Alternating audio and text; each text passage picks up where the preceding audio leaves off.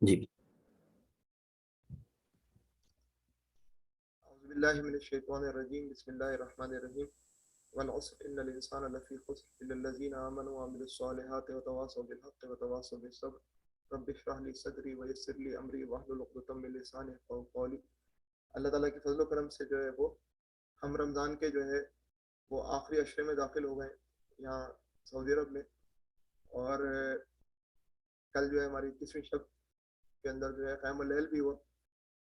یہ آخری 10 دن ہے اور بس وقت ایسے تیزی سے گزرا ہے کہ سمجھ میں نہیں آتا کہ جو ہے وہ زندگی کہاں سے کہاں جا رہی ہے۔ اس مدت حیات میں جتنے اچھے کام کر لیے جائیں وہ غنیمت ہے۔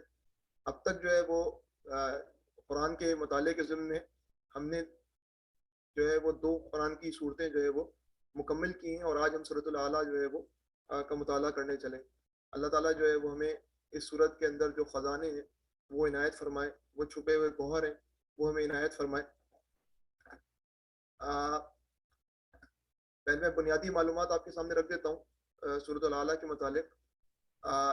یہ 87ویں صورت ہے مصحف میں، اس میں 19 جو ہے وہ آیات ہیں، مکی صورت ہے، اور صورت التکویر کے بعد ایک رائے کے مطابق نازل ہوئی ہے، اور اس کے بعد صورت التکویر نازل ہوئی ہے، اور اس سے پہلے جو ہے وہ صورت اللیل نازل ہوئی تھی۔ اس کے لیے الاعلیٰ کا لفظ ہے، اس کے لیے انگریزی میں جو معنی ہیں وہ دا موسٹ ہائی کے ہیں۔ تو پہلے سورۃ الاعلیٰ کو سنتے ہیں اور اس کے بعد جو ہے وہ ہم اس کی تشریح سمجھنے کی کوشش کریں گے۔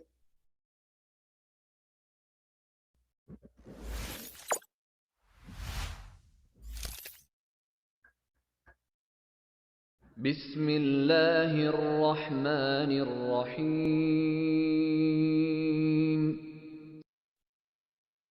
سبح اسم ربك الأعلى الذي خلق فسوى والذي قدر فهدى والذي أخرج المرعى فجعله غثاء أحوى سنقرئك فلا تنسى إلا ما شاء الله إنه يعلم الجهر وما يخفى ونيسرك لليسرى فذكر إن نفعت الذكرى سيذكر من يخشى ويتجنبها الأشقى الذي يصلى النار الكبرى ثم لا يموت فيها ولا يحيا قد أفلح من تزكى وذكر اسم ربه فصلى بل تؤثرون الحياة الدنيا والآخرة خير وأبقى إن هذا لفي الصحف الأولى صحف إبراهيم وموسى۔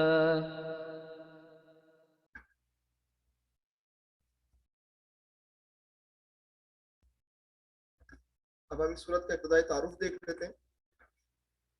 یہاں پر اکثر جو پاکستان میں مصحف پائے جاتے ہیں تو اس کے اندر جو صورت کی جو ہے وہ ہیڈنگ ہوتی ہے، اس کے دائیں جانب جو ہے وہ کچھ نمبر لکھا ہوا ہوتا ہے اور بائیں جانب بھی کچھ نمبر لکھا ہوا ہوتا ہے۔ ادھر آپ دیکھ رہے ہیں 87 لکھا ہوا ہے اور ادھر 8 لکھا ہوا ہے۔ 87 کا مطلب تو یہ ہے کہ قرآن حکیم کے اندر جو ترتیب سے صورتیں آ رہی ہیں اس میں اس کا نمبر جو ہے وہ 87 ہے۔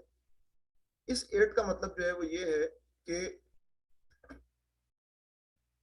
نزول کے اعتبار سے سورۃ الاعلیٰ جو ہے وہ 8ویں نمبر پر نازل ہونے والی صورت ہے۔ اچھا، یہ جو 8 نمبر ہے، کسی نے کہا 7 نمبر ہے، یہ کنفرم نہیں ہے۔ یہ بہرحال جو ہے وہ لوگوں نے اندازے قائم کیے ہیں قرآن حکیم کا مطالعہ کر کے۔ مثلا جو ویکیپیڈیا پہ جو تفصیلات ہیں اس کے اندر پہلی جو سورت جو نازل ہوئی سورۃ العلق ہے، پھر القلم، پھر المزمل، المدثر، پھر سورۃ الفاتحہ، پھر تبت یدا، پھر تکویر، پھر الاعلیٰ۔ تو اب آپ یہ دیکھیں کہ جو ہے نا یہ ترتیب جو ہے وہ ایک اندازہ ہے، اب سورۃ الفاتحہ کے متعلق بعض دفعہ کہا جاتا ہے کہ یہ سورۃ العلق کے ساتھ ہی نازل ہو گئی تھی تاکہ جو ہے وہ اللہ کے رسول صلی اللہ علیہ وسلم پہ نماز پڑھ سکیں اور نماز کا طریقہ سکھا دیا گیا تھا. تو مگر یہ آ رہا ہے مگر بتانے کا مقصد کیا ہے کہ یہ قرآن حکیم کی بہت ابتدائی صورتوں میں سے ایک صورت ہے. تبت یدا اگر نازل ہو گئی ہے تو اس کا مطلب ہے کہ ابی لہب نے جو ہے وہ مخالفت کرنا شروع کر دی ہے. حضور اکرم صلی اللہ علیہ وسلم نے کھلے عام دعوت دینا شروع کر دی ہے اور اس کے جواب میں جو ہے خاندان سے بھی آوازیں اٹھ رہی ہیں. لیکن یہ وہ مرحلہ ہے جس کے اندر جو ہے وہ تشدد کا عمل جو ہے بھی شامل ہے. بہت ابتدائی دور ہے جس کے اندر جو ہے یہ صورت نازل ہوئی ہے.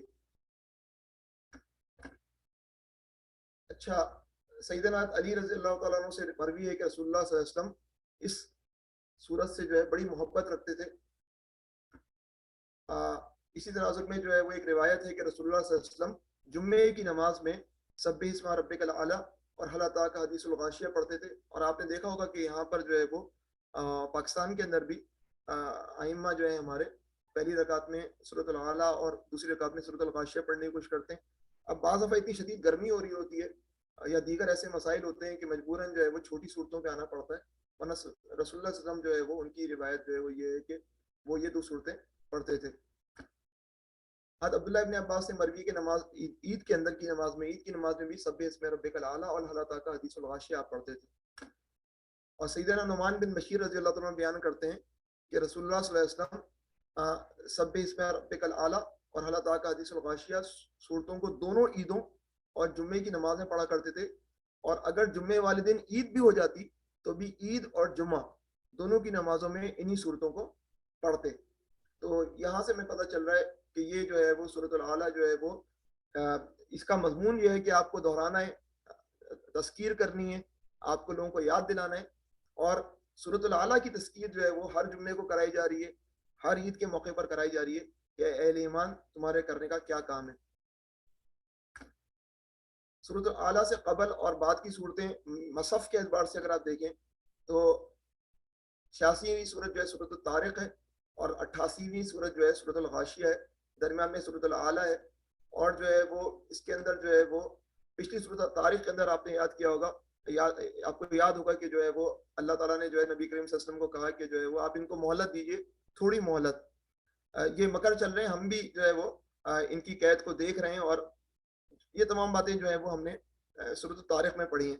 اور سورۃ الطارق بہت بعد میں نازل ہوئی ہے لیکن پلیس جو ہے وہ سورۃ الاعلی سے پہلے کی گئی ہے.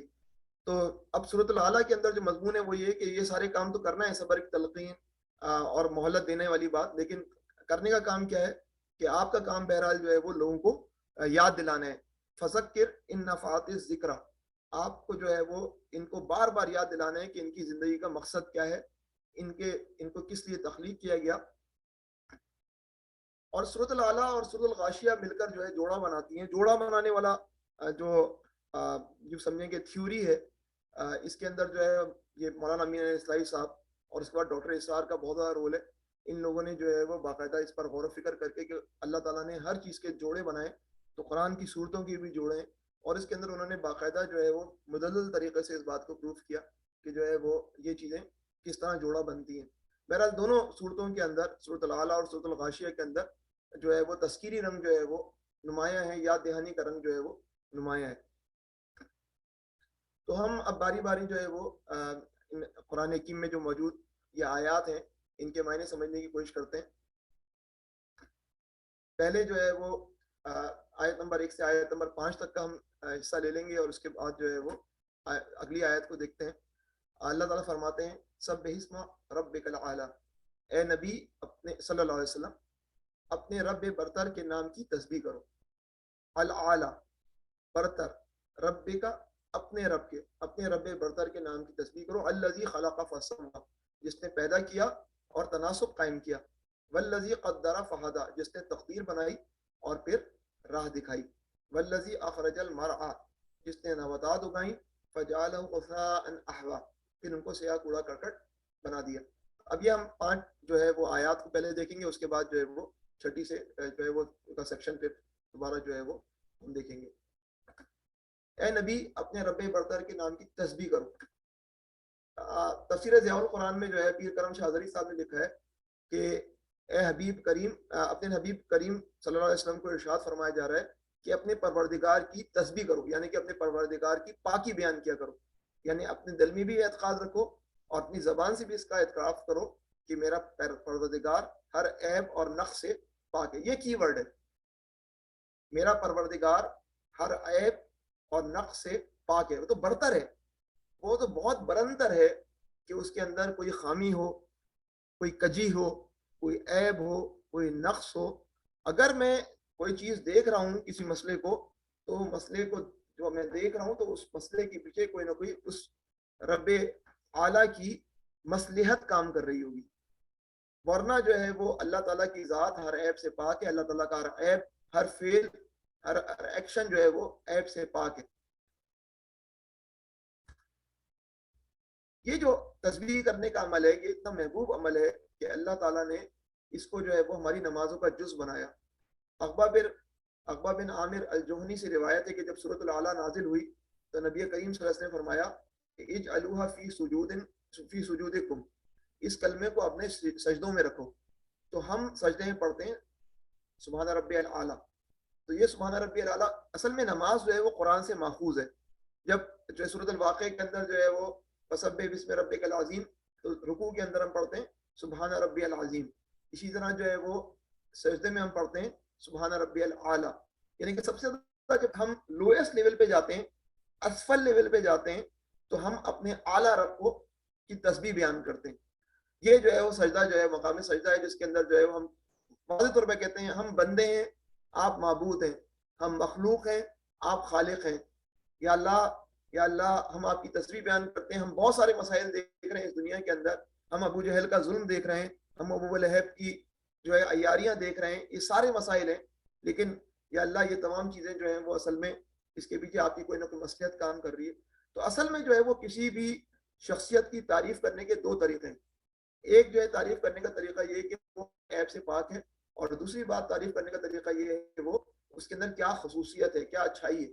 تو تسبیح جو ہے وہ اور تحمید، یہ دونوں مل کر میزان کو بھر دیتے ہیں. اللہ کی تعریف کو اگر مکمل کرنا ہے تو صرف تحمید سے کام نہیں چلے گا اور صرف تسبیح سے کام نہیں چلے گا. دونوں چیزیں ضروری ہیں. اللہ کی تسبیح بھی بیان ہوگی، اللہ کی حمد بھی بیان ہوگی. یہ بالکل ایسے ہی ہے جیسے ہم کہیں کہ وہ آدمی بزدل نہیں ہے. اس کا مطلب یہ ہے کہ اس کے اندر یہ خامی نہیں ہے، لیکن اس کے بعد ہم کہیں وہ آدمی بہادر ہے. تو یہ تسبیح اور تحمید دونوں ہو گئی ہیں. تو یہ دونوں چیزیں مل کر جو ہے وہ اصل میں اللہ تعالیٰ کا عرفان نصیب کرتی ہیں، اللہ تعالیٰ کا قرب نصیب کرتی ہیں، اللہ تعالیٰ کی پہچان نصیب کرتی ہیں. اور آپ یہ دیکھیے گا کہ جہاں تسبیح کا تذکرہ آتا ہے وہاں آپ عمومی طور پر اس بات کو محسوس کریں گے کہ انسانی زندگی میں کوئی نہ کوئی مسئلہ آتا ہے، یا پھر ہم جو ہے وہ کسی زوال سے دوچار ہوتے ہیں. مثلا جب ہم اوپر چڑھتے ہیں تو ہمیں کہا گیا ہے کہ اوپر چڑھتے ہوئے کیا بولو، اللہ اکبر. مگر جب ہم نیچے اتر رہے ہوتے ہیں تو ہمیں کیا کہا گیا ہے، ہمیں کیا بولنا چاہیے، ہمیں جو ہے وہ یہ کیا کہنا چاہیے، سبحان اللہ، سبحان اللہ. جب زوال آ رہا ہو تو ہم یہ کہہ رہے ہوتے ہیں کہ اللہ ہر چیز کو زوال ہے، لیکن آپ کی ذات ہر زوال سے پاک ہے، آپ کی ذات ہر عیب سے پاک ہے. اسی طرح امام صاحب اگر مسجد میں نماز پڑھا رہے ہیں اور ان سے غلطی ہو جائے تو پیچھے حکم ہے کہ کیا زور سے نمازی بول دے، سبحان اللہ. اس کا مطلب ہے امام صاحب آپ سے غلطی ہو گئی ہے، یہ اللہ کی ذات ہے جو ہر عیب سے پاک ہے. تو کچھ صحابہ کا معمول تھا کہ جب اس سورت کی تلاوت شروع کرتے تو یہ سورت چونکہ شروع یہ کہہ رہی ہے اس سے کہ سبح تسبیح کر، اس میں ربک الاعلیٰ، اپنے رب اعلیٰ رب کے نام کی، تو اس پر رک کر جو ہے سبحان ربی الاعلیٰ فرمایا کرتے. یعنی تلاوت بھی جب کرنا شروع کرتے تو سبح اس میں ربک الاعلیٰ پڑھا تو اس کے بعد فوراً کہا سبحان ربی الاعلیٰ، اور اس کے بعد پھر آگے بڑھے. تو اپنے رب برتر کے نام کی تسبیح کرو تو اس کے اندر کوئی تصور، کوئی کانسیپٹ ایسا شامل نہ کرو جس سے اللہ کی شان میں کمی پیدا ہو جائے. اس کا بیٹا ہے، وہ سوتا ہے، اس طرح کی طرح طرح کے تصورات جو کہ نعوذ باللہ اللہ کی شان میں کمی کرتے ہیں، یہ انسانوں پر مصداق رکھ کر اللہ تعالیٰ پر وہ تصورات جو ہے وہ تعمیر کرنے شروع کیے، منطبق کرنے شروع کیے. تو مولانا مودودی نے اس پہ یوں لکھا ہے کہ اللہ تعالیٰ کو ان ناموں سے یاد کیا جائے جو اس کے لائق ہیں، اور ایسے نام اس کی ذات برتر کے لیے استعمال نہ کیے جائیں جو اپنے معنی اور مفہوم کے لحاظ سے اس کے لیے موضوع نہیں ہے. دیکھیں صرف سورۃ الفاتحہ اگر آپ پڑھیں نا تو اللہ تعالیٰ کے کچھ نام آ سکتے ہیں, آپ بنا سکتے ہیں, لیکن وہ نام جو ہے اللہ کی ذات کے لیے بالکل موضوع نہیں ہے, کیونکہ وہ ایک خاص جو ہے وہ کیفیت اور خاص موقع کے لیے وہ صفات کا اظہار ہوتا ہے, لیکن اس کی وجہ سے اللہ کا نام وہ رکھ دینا انتہائی زیادہ جو ہے بے ادبی والی بات ہے. مثلا غیر المغضوب علیہم, نہ ان پر جن پر جو ہے وہ غضب نازل ہوتا. اب میں کہوں اللہ غاضب ہے, نہیں, یہ بالکل جو ہے ناموضوع اور جو ہے وہ ادب کے خلاف جو ہے وہ دیا جانے والا نام ہے.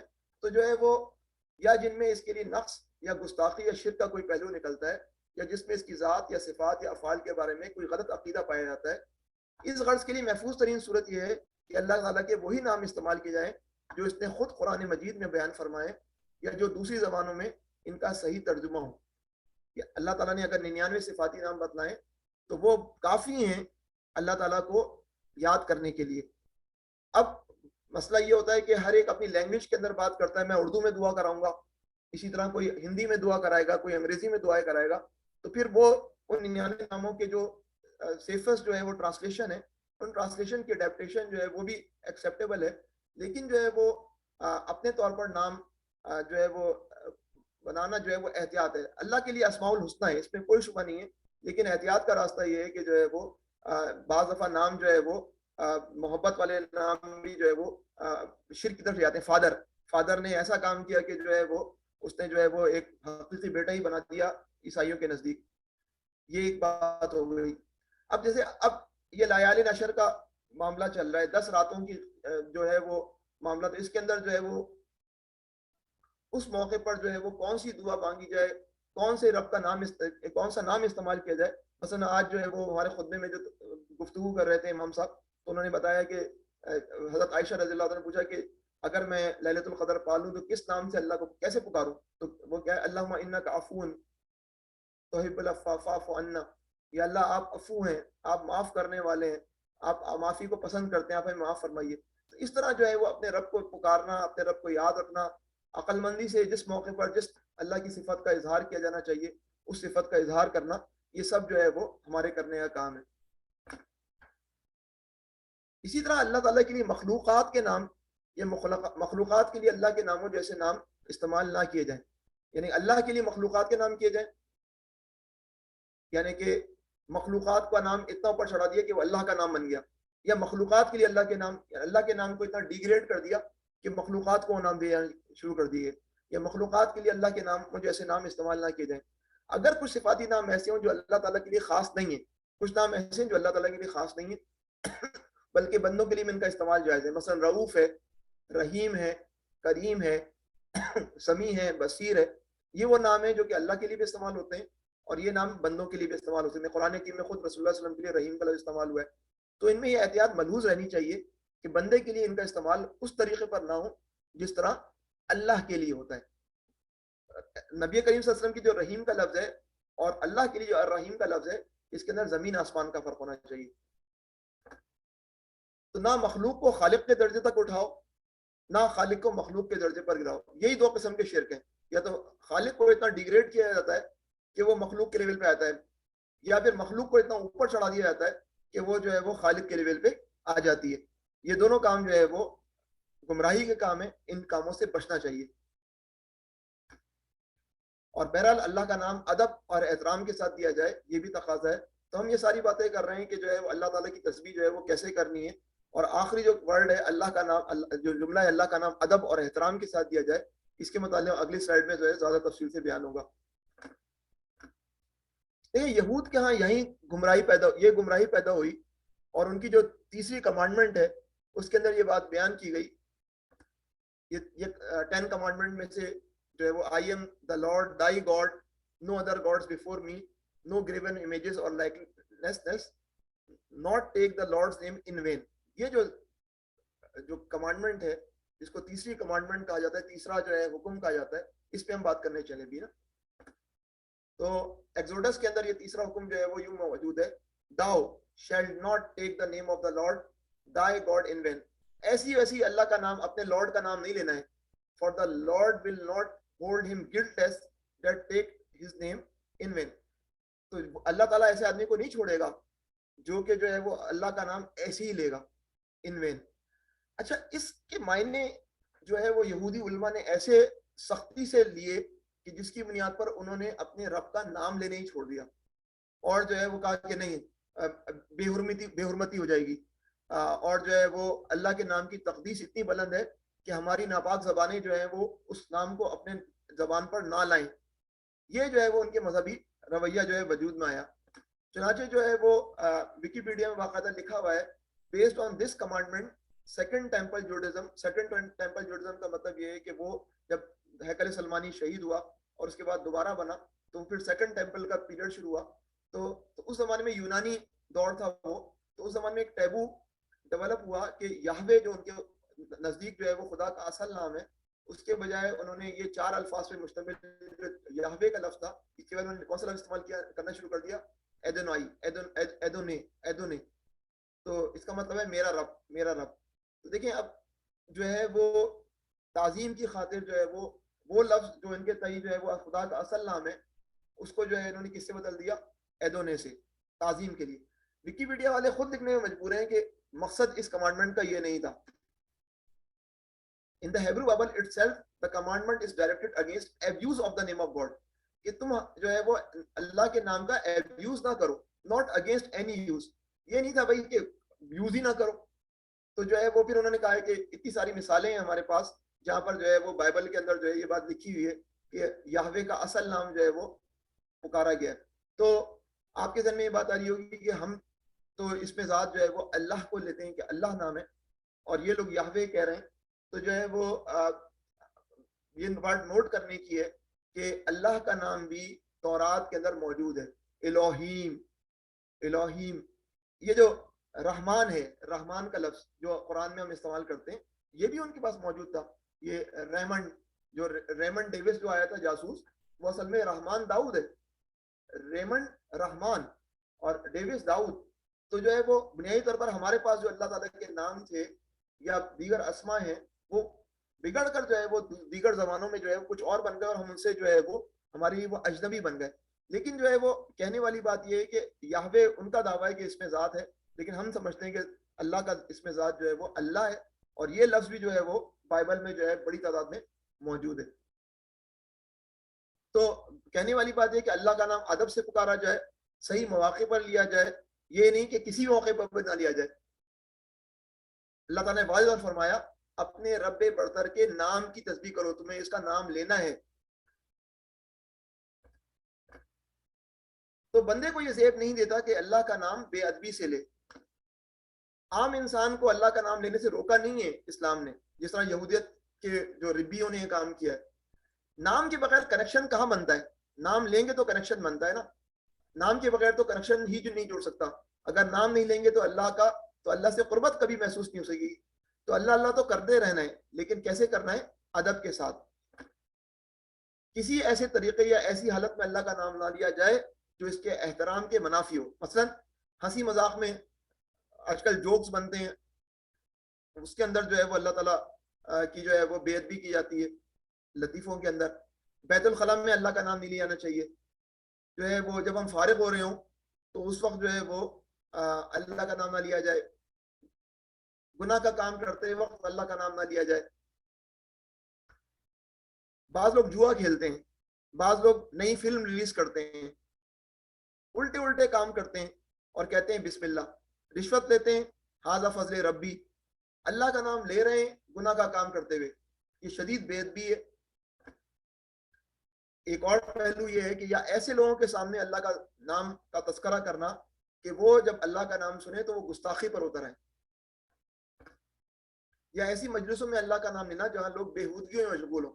اللہ کا نام سن کر وہ اللہ کا ذکر سن کر اللہ کا مذاق اڑانے لگ جائیں. تو یہاں تک کہ ایسے موقع پر اللہ کا پاک نام زبان پر لانا جہاں اندیشہ ہو کہ سننے والا ناگواری سے سنے گا. یہاں تک بات ہے کہ اللہ کا نام اس موقع پر لے کر آنا کہ جس موقع پر آپ کو محسوس ہو کہ بندہ جو ہے بیزار ہے اللہ کے نام سے بھی, نعوذ باللہ, تو اس موقع پر آپ اس کو ترغیب دے رہے ہیں کہ وہ جو ہے وہ اپنی ناگواری کا اظہار کرے اور گناہ گار ہو. تو اللہ کے نام ادب سے, صحیح مواقع پر ایسا نہیں کہ اللہ کا نام لینا ہی چھوڑ دیا. امام مالک کے متعلق آتا ہے، امام مالک کے حالات میں یہ واقعہ آتا ہے کہ جب کوئی مانگنے والا ان سے مانگنے آتا اور ان کے پاس پیسے نہیں ہوتے، اگر وہ اس کو اس وقت کچھ نہ دے سکتے تو عام لوگوں کی طرح یہ نہیں کہتے کہ اللہ دے گا، جاؤ اللہ دے گا اللہ دے گا، وہ یہ نہیں کہا کرتے تھے، بلکہ کسی اور طرح معذرت کرتے. لوگوں نے ان سے اس کا سبب پوچھا تو انہوں نے کہا کہ سائل کو جب کچھ نہ دیا جائے اور اس سے معذرت کر لی جائے تو لامحالہ اس کو ناگوار گزرتا ہے. ایسے موقع پر اللہ کا نام لینا میں مناسب نہیں سمجھتا. تو بندہ ناگواری کی حالت میں اس وقت آپ اللہ کا نام لے رہے ہیں تو جو ہے وہ یہ کام بھی جو ہے وہ ایک مسلمان کو زیب نہیں دیتا. بعض موقع پہ کرنا پڑے گا، مجھے اندازہ ہے کہ آپ سوچ رہے ہوں گے پھر تو کبھی تبلیغ ہو ہی نہیں سکتی، لیکن جو ہے وہ تبلیغ کے لیے کچھ ایکسیپشنل کیسز ہیں. لیکن یہ جیسے فقیر والا مسئلہ ہے، سائل والا مسئلہ ہے، اس موقع پر ہمیں کوئی ضرورت نہیں کہ ایسے الفاظ استعمال کریں جو جب وہ سامنے والی پارٹی ناگواری کی حالت میں ہو. اچھا، اسی طرح جو ہے ہم نے ایک اور مذاق بنایا ہوا ہے، ایک لفظ ہے انشاءاللہ. کسی کو ٹالنے کے لیے ہم کہتے ہیں انشاءاللہ. یہ کلمہ تو بدنام ہو چکا ہے عالم اسلام میں، اور انشاءاللہ تعالیٰ کے بجائے مذاق بنایا جاتا ہے انشاءاللہ ٹالا. تو جو ہے وہ، اور بعض نیم حکیم ہوتے ہیں ہمارے، نیم حکیم خطرہ جان نیم اللہ خطرہ ایمان، ان کا غلط رویہ کہ فریق مخالف کو اللہ کے مبارک نام کی گستاخی کی طرف لے جانے والا. قرآن حکیم میں اللہ تعالیٰ نے واضح فرمایا اعوذ باللہ من الشیطان الرجیم ولا تسبوا الذین يدعون من دون اللہ، کہ جو ہے وہ ان کے جو ہے وہ جو اللہ کو چھوڑ کر جو ہے وہ خدا کو پکارتے ہیں ان کو ایبیوز نہ کرو، ان کو برا برا نہ کہو، کہ اس کے بدلے میں جو ہے وہ کیا ہوگا کہ وہ جو ہے جہالت میں جو ہے وہ اللہ کے نام کو جو ہے وہ ایبیوز کرنا شروع کر دیں گے. یہ کرنے کا کام نہیں ہے. بہت عقل مندی سے جو ہے فیلڈ کے اندر اللہ کا نام بلند کرنا ہے.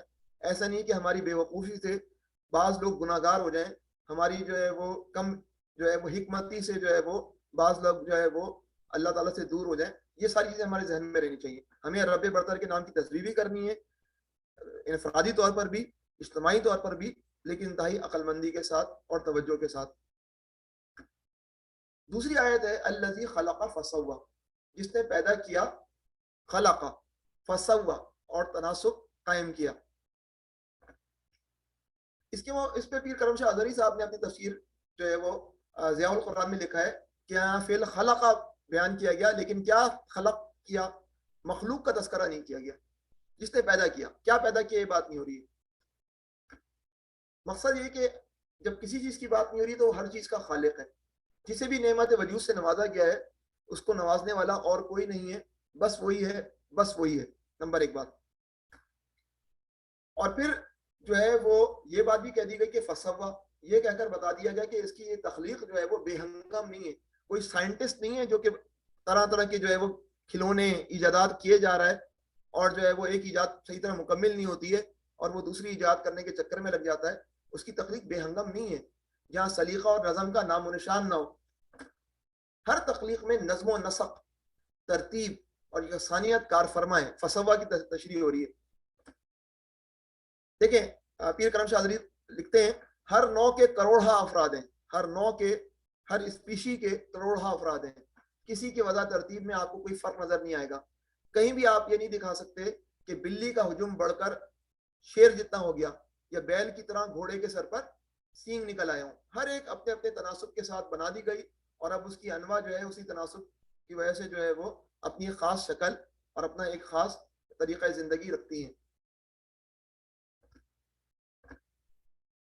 مولانا مودودی نے اس موقع پر یہ لکھا ہے کہ ہر چیز کے پیدا کرنے سے پہلے یہ طے کر دیا کہ اسے دنیا میں کیا کام کرنا ہے اور اس کام کے لیے اس کی مقدار کیا ہو اور اس کی شکل کیا ہو، اس کی صفات کیا ہوں، اس کا مقام کس جگہ ہو، اس کے لیے بقا اور قیام اور فعل کے لیے کیا کیا مواقع اور ذرائع فراہم کیے جائیں اور کس وقت وجود میں آئے اور کب تک اپنے حصے کا کام کرے اور کب کس طرح ختم ہو جائے.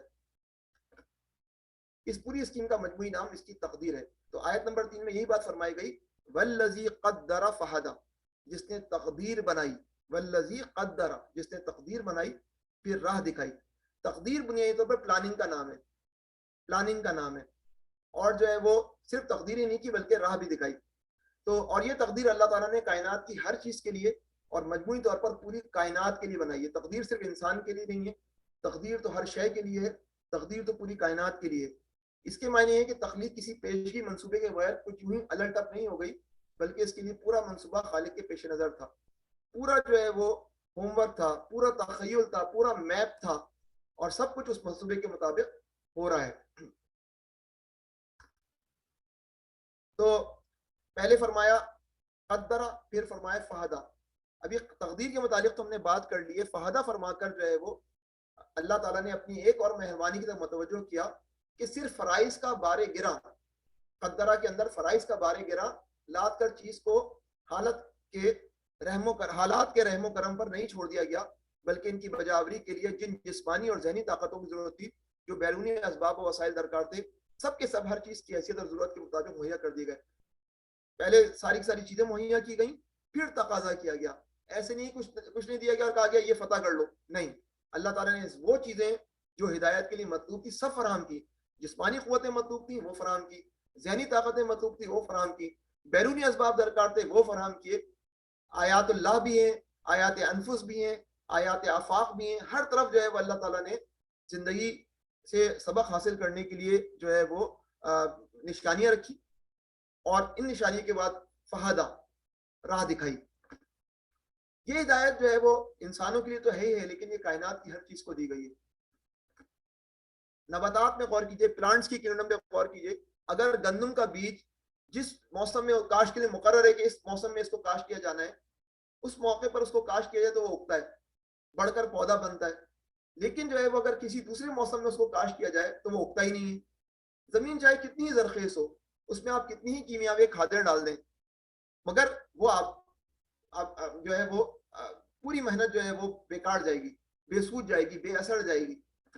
اور حیوانات کی دنیا میں کیا صورتحال ہے؟ اس سے زیادہ فطری ہدایت کے جلوے حیوانی زندگی میں نظر آتے ہیں ہمیں. فطری ہدایت, ابھی ہم فطری ہدایت کی بات کر رہے ہیں, اور پھر ہم نبوی ہدایت پہ بھی آئیں گے. اگر آپ ایک بطخ کا انڈا اور ایک مرغی کا انڈا لیں, ایک بطخ کا انڈا اور ایک مرغی کا انڈا لیں, دونوں میں سے بچے نکلیں گے. اگر اب آپ ان کے سامنے پانی کا برتن رکھ دیں تو بطخ کا بچہ جو ہے فوراً اس میں کود جائے گا, مرغی کا بچہ دور ہٹ جائے گا. یہ کیا چکر ہے؟ مرغی کے بچے کو بھی تو ایک جو ہے وہ آئیڈیا لینا چاہیے کہ بھئی پانی ہے, بطخ کا بچہ جا رہا ہے تو میں بھی ایک جم لگاؤں. نہیں, اس کو ہدایت دے دی گئی کہ تمہیں یہ کام نہیں کرنا, تم ڈوب جاؤ گے. یہ بطخ کا انڈا ہے, یہ بطخ کا بچہ ہے, جس کے اندر یہ وحی کر دی گئی کہ جو ہے وہ تم پانی پر جو ہے وہ تیر سکتے ہو. یہ فطری ہدایت ہے. یہ ہدایت ہے جس کی بنیاد پر جو ہے وہ شہد کی مکھی جو ہے نکلتی ہے, اور جو ہے نہ جانے باغوں میں سے کس طرح کے پھولوں سے رس چوستی ہے اور شہد بناتی ہے. یہ وہ فطری ہدایت ہے کہ بچہ جو ہے وہ کس طرح اپنے ماں سے جو ہے وہ دودھ لیتا ہے. اچھا, اب یہ فطری ہدایت ہو گئی, اور اس کے بعد جو ہے وہ ہمیں ظاہری حواس جو 5 سینسز ہیں وہ دیے گئے. پھر ہمارے باطنی حواس ہیں, ہماری عقل ہے, ہمارا دماغ ہے, یہ ساری قوتیں میں دی گئی ہیں, اور ان کے ذریعے ہمیں ہدایت دی گئی ہے. لیکن پھر بھی اگر شیطان ہمیں بہکائے اور شیطان جو ہے وہ ہمیں جو ہے وہ غلط فہمی سے کا شکار کر دے, تو پھر آتا ہے نور نبوت. نور نبوت سراپا نور بن کے تشریف لاتا ہے اور شکوک و شبہات کے اندھیرے کو کافور کر لیتا ہے. تو اللہ نے تقدیر بنائی, ہر چیز کے لیے پلان سیٹ کیا, کس کی کیا لیمٹس ہیں. انسان اڑ نہیں سکتا, پرندہ اڑ سکتا ہے, سانپ رینگ سکتا ہے, ہر ایک کے لیے تقدیر ہے. سیارے جو ہے وہ اپنے جو ہے فلک میں تیر رہے ہیں. یہ ساری کی ساری ہر چیز جو ہے تقدیر کے جو ہے وہ شکنجے میں کسی ہوئی ہے. اور اس کے بعد بندے کو جو ہے وہ انسان کو جو ہے وہ کچھ آزادی نصیب کی گئی ہے, تو پھر اس کے لیے ہدایت کی کچھ جو ہے وہ سبیل بھی بنائی گئی ہے. اس موقع پر جو ہے وہ جدید دور کے اندر ہونے والی جو ہے وہ سائنسی پیش رفتوں کا جو ہے ہمیں ضرور جو ہے وہ خیال رکھنا ہوگا کہ ان کے بغیر ہم اس آیت کی عظمت کو مزید سمجھ سکتے ہیں. یہ جو آپ کے سامنے ایک لینگویج ہے, جس لینگویج کے اندر جو ہے وہ انسان جو ہے وہ نظر آ رہا ہے, اس کے اور کچھ نہ کچھ نمبرز لکھے ہوئے ہیں, یہ اصل میں جو ہے وہ ہیومن ڈی این اے کے کوڈنگ ہے. انسانوں نے آج کے دور کے اندر جو ہے وہ ایک بہت بڑا جو ہے وہ کارنامہ انجام دیا کہ اس نے جو ہے وہ decoding the book of life, ہمارے جو ہے وہ ڈی این اے کو ڈیکوڈ کرنے کی کوشش کی. اور آپ کو یہ صاحب نظر آ رہے ہیں, فرانسس کولن صاحب نا, یہ آج بھی جو ہے وہ امریکہ کی ایک اہم شخصیت ہیں, علمی شخصیت ہیں. ان کی مشہور کتاب ہے دا لینگویج آف گاڈ. تو دا لینگویج آف گاڈ کے اندر انہوں نے اسی بات کو, کیونکہ ان کی ذمہ داری لگی تھی کہ human genome, human D N A کے اندر جتنی بھی زیادہ کوڈنگ ہے اس سب کو جو ہے وہ مرتب کرو. تو جو ہے وہ انہوں نے جو ہے وہ ہیومن ڈی این اے, ان کی ٹیم نے باقاعدہ جو ہے پورا جو ہے جینوم جو ہے وہ, جو کہ کروڑوں لاکھوں بھی نہیں, کروڑوں جو ہے وہ کوڈز پر مشتمل ہے, اس سب کو جو ہے وہ کمپائل کیا. جب یہ کمپائل ہو گیا تو پھر جو ہے وہ اور ان کے اندر وہ کوڈنگ ہے جس کی بنیاد پر ہماری پروٹینز بنتی ہیں اور پروٹینز کے ذریعے ہمارے جو ہے وہ فنکشن جو ہم کر رہے ہوتے ہیں ان کو انجام دینے میں کامیاب ہوتے ہیں. تو یہ جو لینگویج آف گاڈ جس کو کیا ہے باقاعدہ جو ہے وہ یہ وہ چیز ہے جو کہ قدر ہے, ہماری تقدیر ہے. باقاعدہ جس طرح کمپیوٹر کا پروگرام ہوتا ہے جس میں کوڈنگ ہم کرتے ہیں سافٹ ویئر پروگرامرز, اس طرح ہماری بھی کچھ کوڈنگ ہے جو کہ نمبرز کی شکل میں, اور وہ کوڈنگ جو ہے اس بات کا تعین کرتی ہے کہ ہماری جو ہے وہ جلد کا رنگ کیا ہوگا, ہمارے بال کب سفید ہو جائیں گے, ہمارے اندر کون کون سے امراض. یہ تقدیر ہے جو کہ اللہ تعالیٰ نے ہیومن جینوم کے ذریعے ڈی این اے کے ذریعے. پھر کیا ہوا کہ جب ڈی این اے کو جب پڑھ تو نہیں سکے جینوم کے ذریعے کمپائل کر لیا سن 2000 کے اندر کچھ, تو پھر جو ہے وہ جو دہریہ قسم کے لوگ تھے مثلا رچرڈ ڈاکنز, اس نے کہا کہ most of the D N A is junk, بیکار ہے. اس کا مطلب ہے کہ سب کچھ جو ہے وہ بہت کم جو ہے وہ ڈی این اے کا حصہ ہے جو کہ عملاً کوئی فنکشنل ایکٹیویٹی انجام دیتا ہے, باقی سب فضول ہے, سب جنک ہے. اس کا مطلب یہ ہے کہ اور خدا جنک بناتا نہیں ہے تم لوگ کہتے ہو, تو اس کا مطلب یہ ہے کہ یہ خود بخود یہ سب کام ہوا ہے, خدا اس کے پیچھے نہیں ہے. جب یہ بات ہوئی تو جو ہے وہ اللہ تعالیٰ نے خود ہی کچھ دکھایا. ایک پروجیکٹ شروع ہوا جس کا نام تھا انکوڈ. یہ بھی بہت اب 2012 کی بات ہے, 2000 یعنی کہ ہم 10-12 سال پیچھے ہی ہیں. اور جو ہے انکوڈ جو پروجیکٹ تھا اس کا جو ہے وہ مخفف کس چیز کا ہے, encyclopedia of D N A elements. ان لوگوں نے جب تحقیق کرنا شروع کی تو انہوں نے بتانا شروع کیا کہ بھائی صاحب وہ جنک ڈی این اے جو فضول ڈی این اے آپ کہہ رہے ہیں وہ جو ہے باقاعدہ جو ہے وہ جو کام والا ڈی این اے اس کو کنٹرول کرنے والا ہے, اور جو ہے وہ ایسا نہیں ہے جس کو آپ فضول کہہ رہے ہیں. تو پھر جو دہریوں کی اور انکوڈ کے سائنسدانوں کی جو پروجیکٹ میں حصہ لے ان کی بحث شروع ہوئی ہے. آپ ابھی بھی جو ہے وہ انٹرنیٹ پہ اس بحث کو دیکھ سکتے ہیں. بہرحال یہ بحث چل رہی ہے, لیکن کہنے والی بات یہ ہے کہ سائنس کا احسان یہ ماننا چاہیے کہ سائنس وہ باتیں ہمیں بتاتی ہے جو قرآن جو ہے وہ چند جملوں کے اندر بتا دیتا ہے کہ جو ہے وہ پیچھے جو ہے وہ اللہ تعالیٰ تو یہ بتاتے ہیں اپنے قرآن کے اندر کہ میں یہ کیا کرتا ہوں, لیکن یہ کیسے ہو رہا ہے اس کے لیے جو ہے وہ سائنس جو ہے وہ ایک بڑی نعمت ہے. مگر المیہ یہ ہے کہ سائنس کو اور جو ہے وہ علوم کو, جس کو عربی میں سائنس کو علوم کہتے ہیں, اس کو ہم نے جو ہے پیچھے چھوڑ ڈالا ہے, اور یہ سارا کام ہم نے چھوڑ رکھا ہے اس دہریہ دنیا پر اور اس خدا بیزار دنیا پر جو کہ جو ہے وہ اس کا استعمال جو ہے وہ غلط طور پر کر سکتی ہے ان عظیم نشانیوں کا. اس کے بعد فرمایا والذی اخرج المرعى فجعله غثاء احوا. اس نے کیا کیا, اللہ تعالیٰ نے اخرجا نکالی, جس نے اگائیں, کیا المرعى جس نے نباتات اگائیں, اور پھر ایسا نہیں اگانے کے بعد کیا ہوا, پھر ان کو سیاہ کوڑا کرکٹ بنا دیا. فجعله غثاء احوا. مولانا نے تفہیم القرآن میں لکھا ہے کہ اب تسبیح والی بات آ گئی ہے, جہاں جو ہے وہ بجتی ہے شہنائی وہاں ماتم بھی ہوتے ہیں. یعنی وہ صرف بہار ہی لانے والا نہیں ہے, وہ صرف اسپرنگ لانے والا نہیں ہے, وہ آٹم بھی لانے والا ہے, خزاں بھی لانے والا ہے.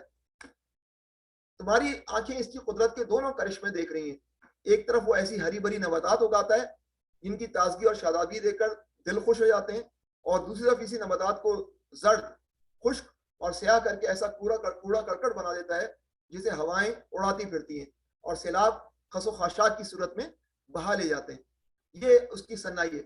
یہ نہ ہو تو پھر ایک ہی جنریشن ہو, دوسری جنریشن کے لیے موقع ہی پیدا نہ ہو.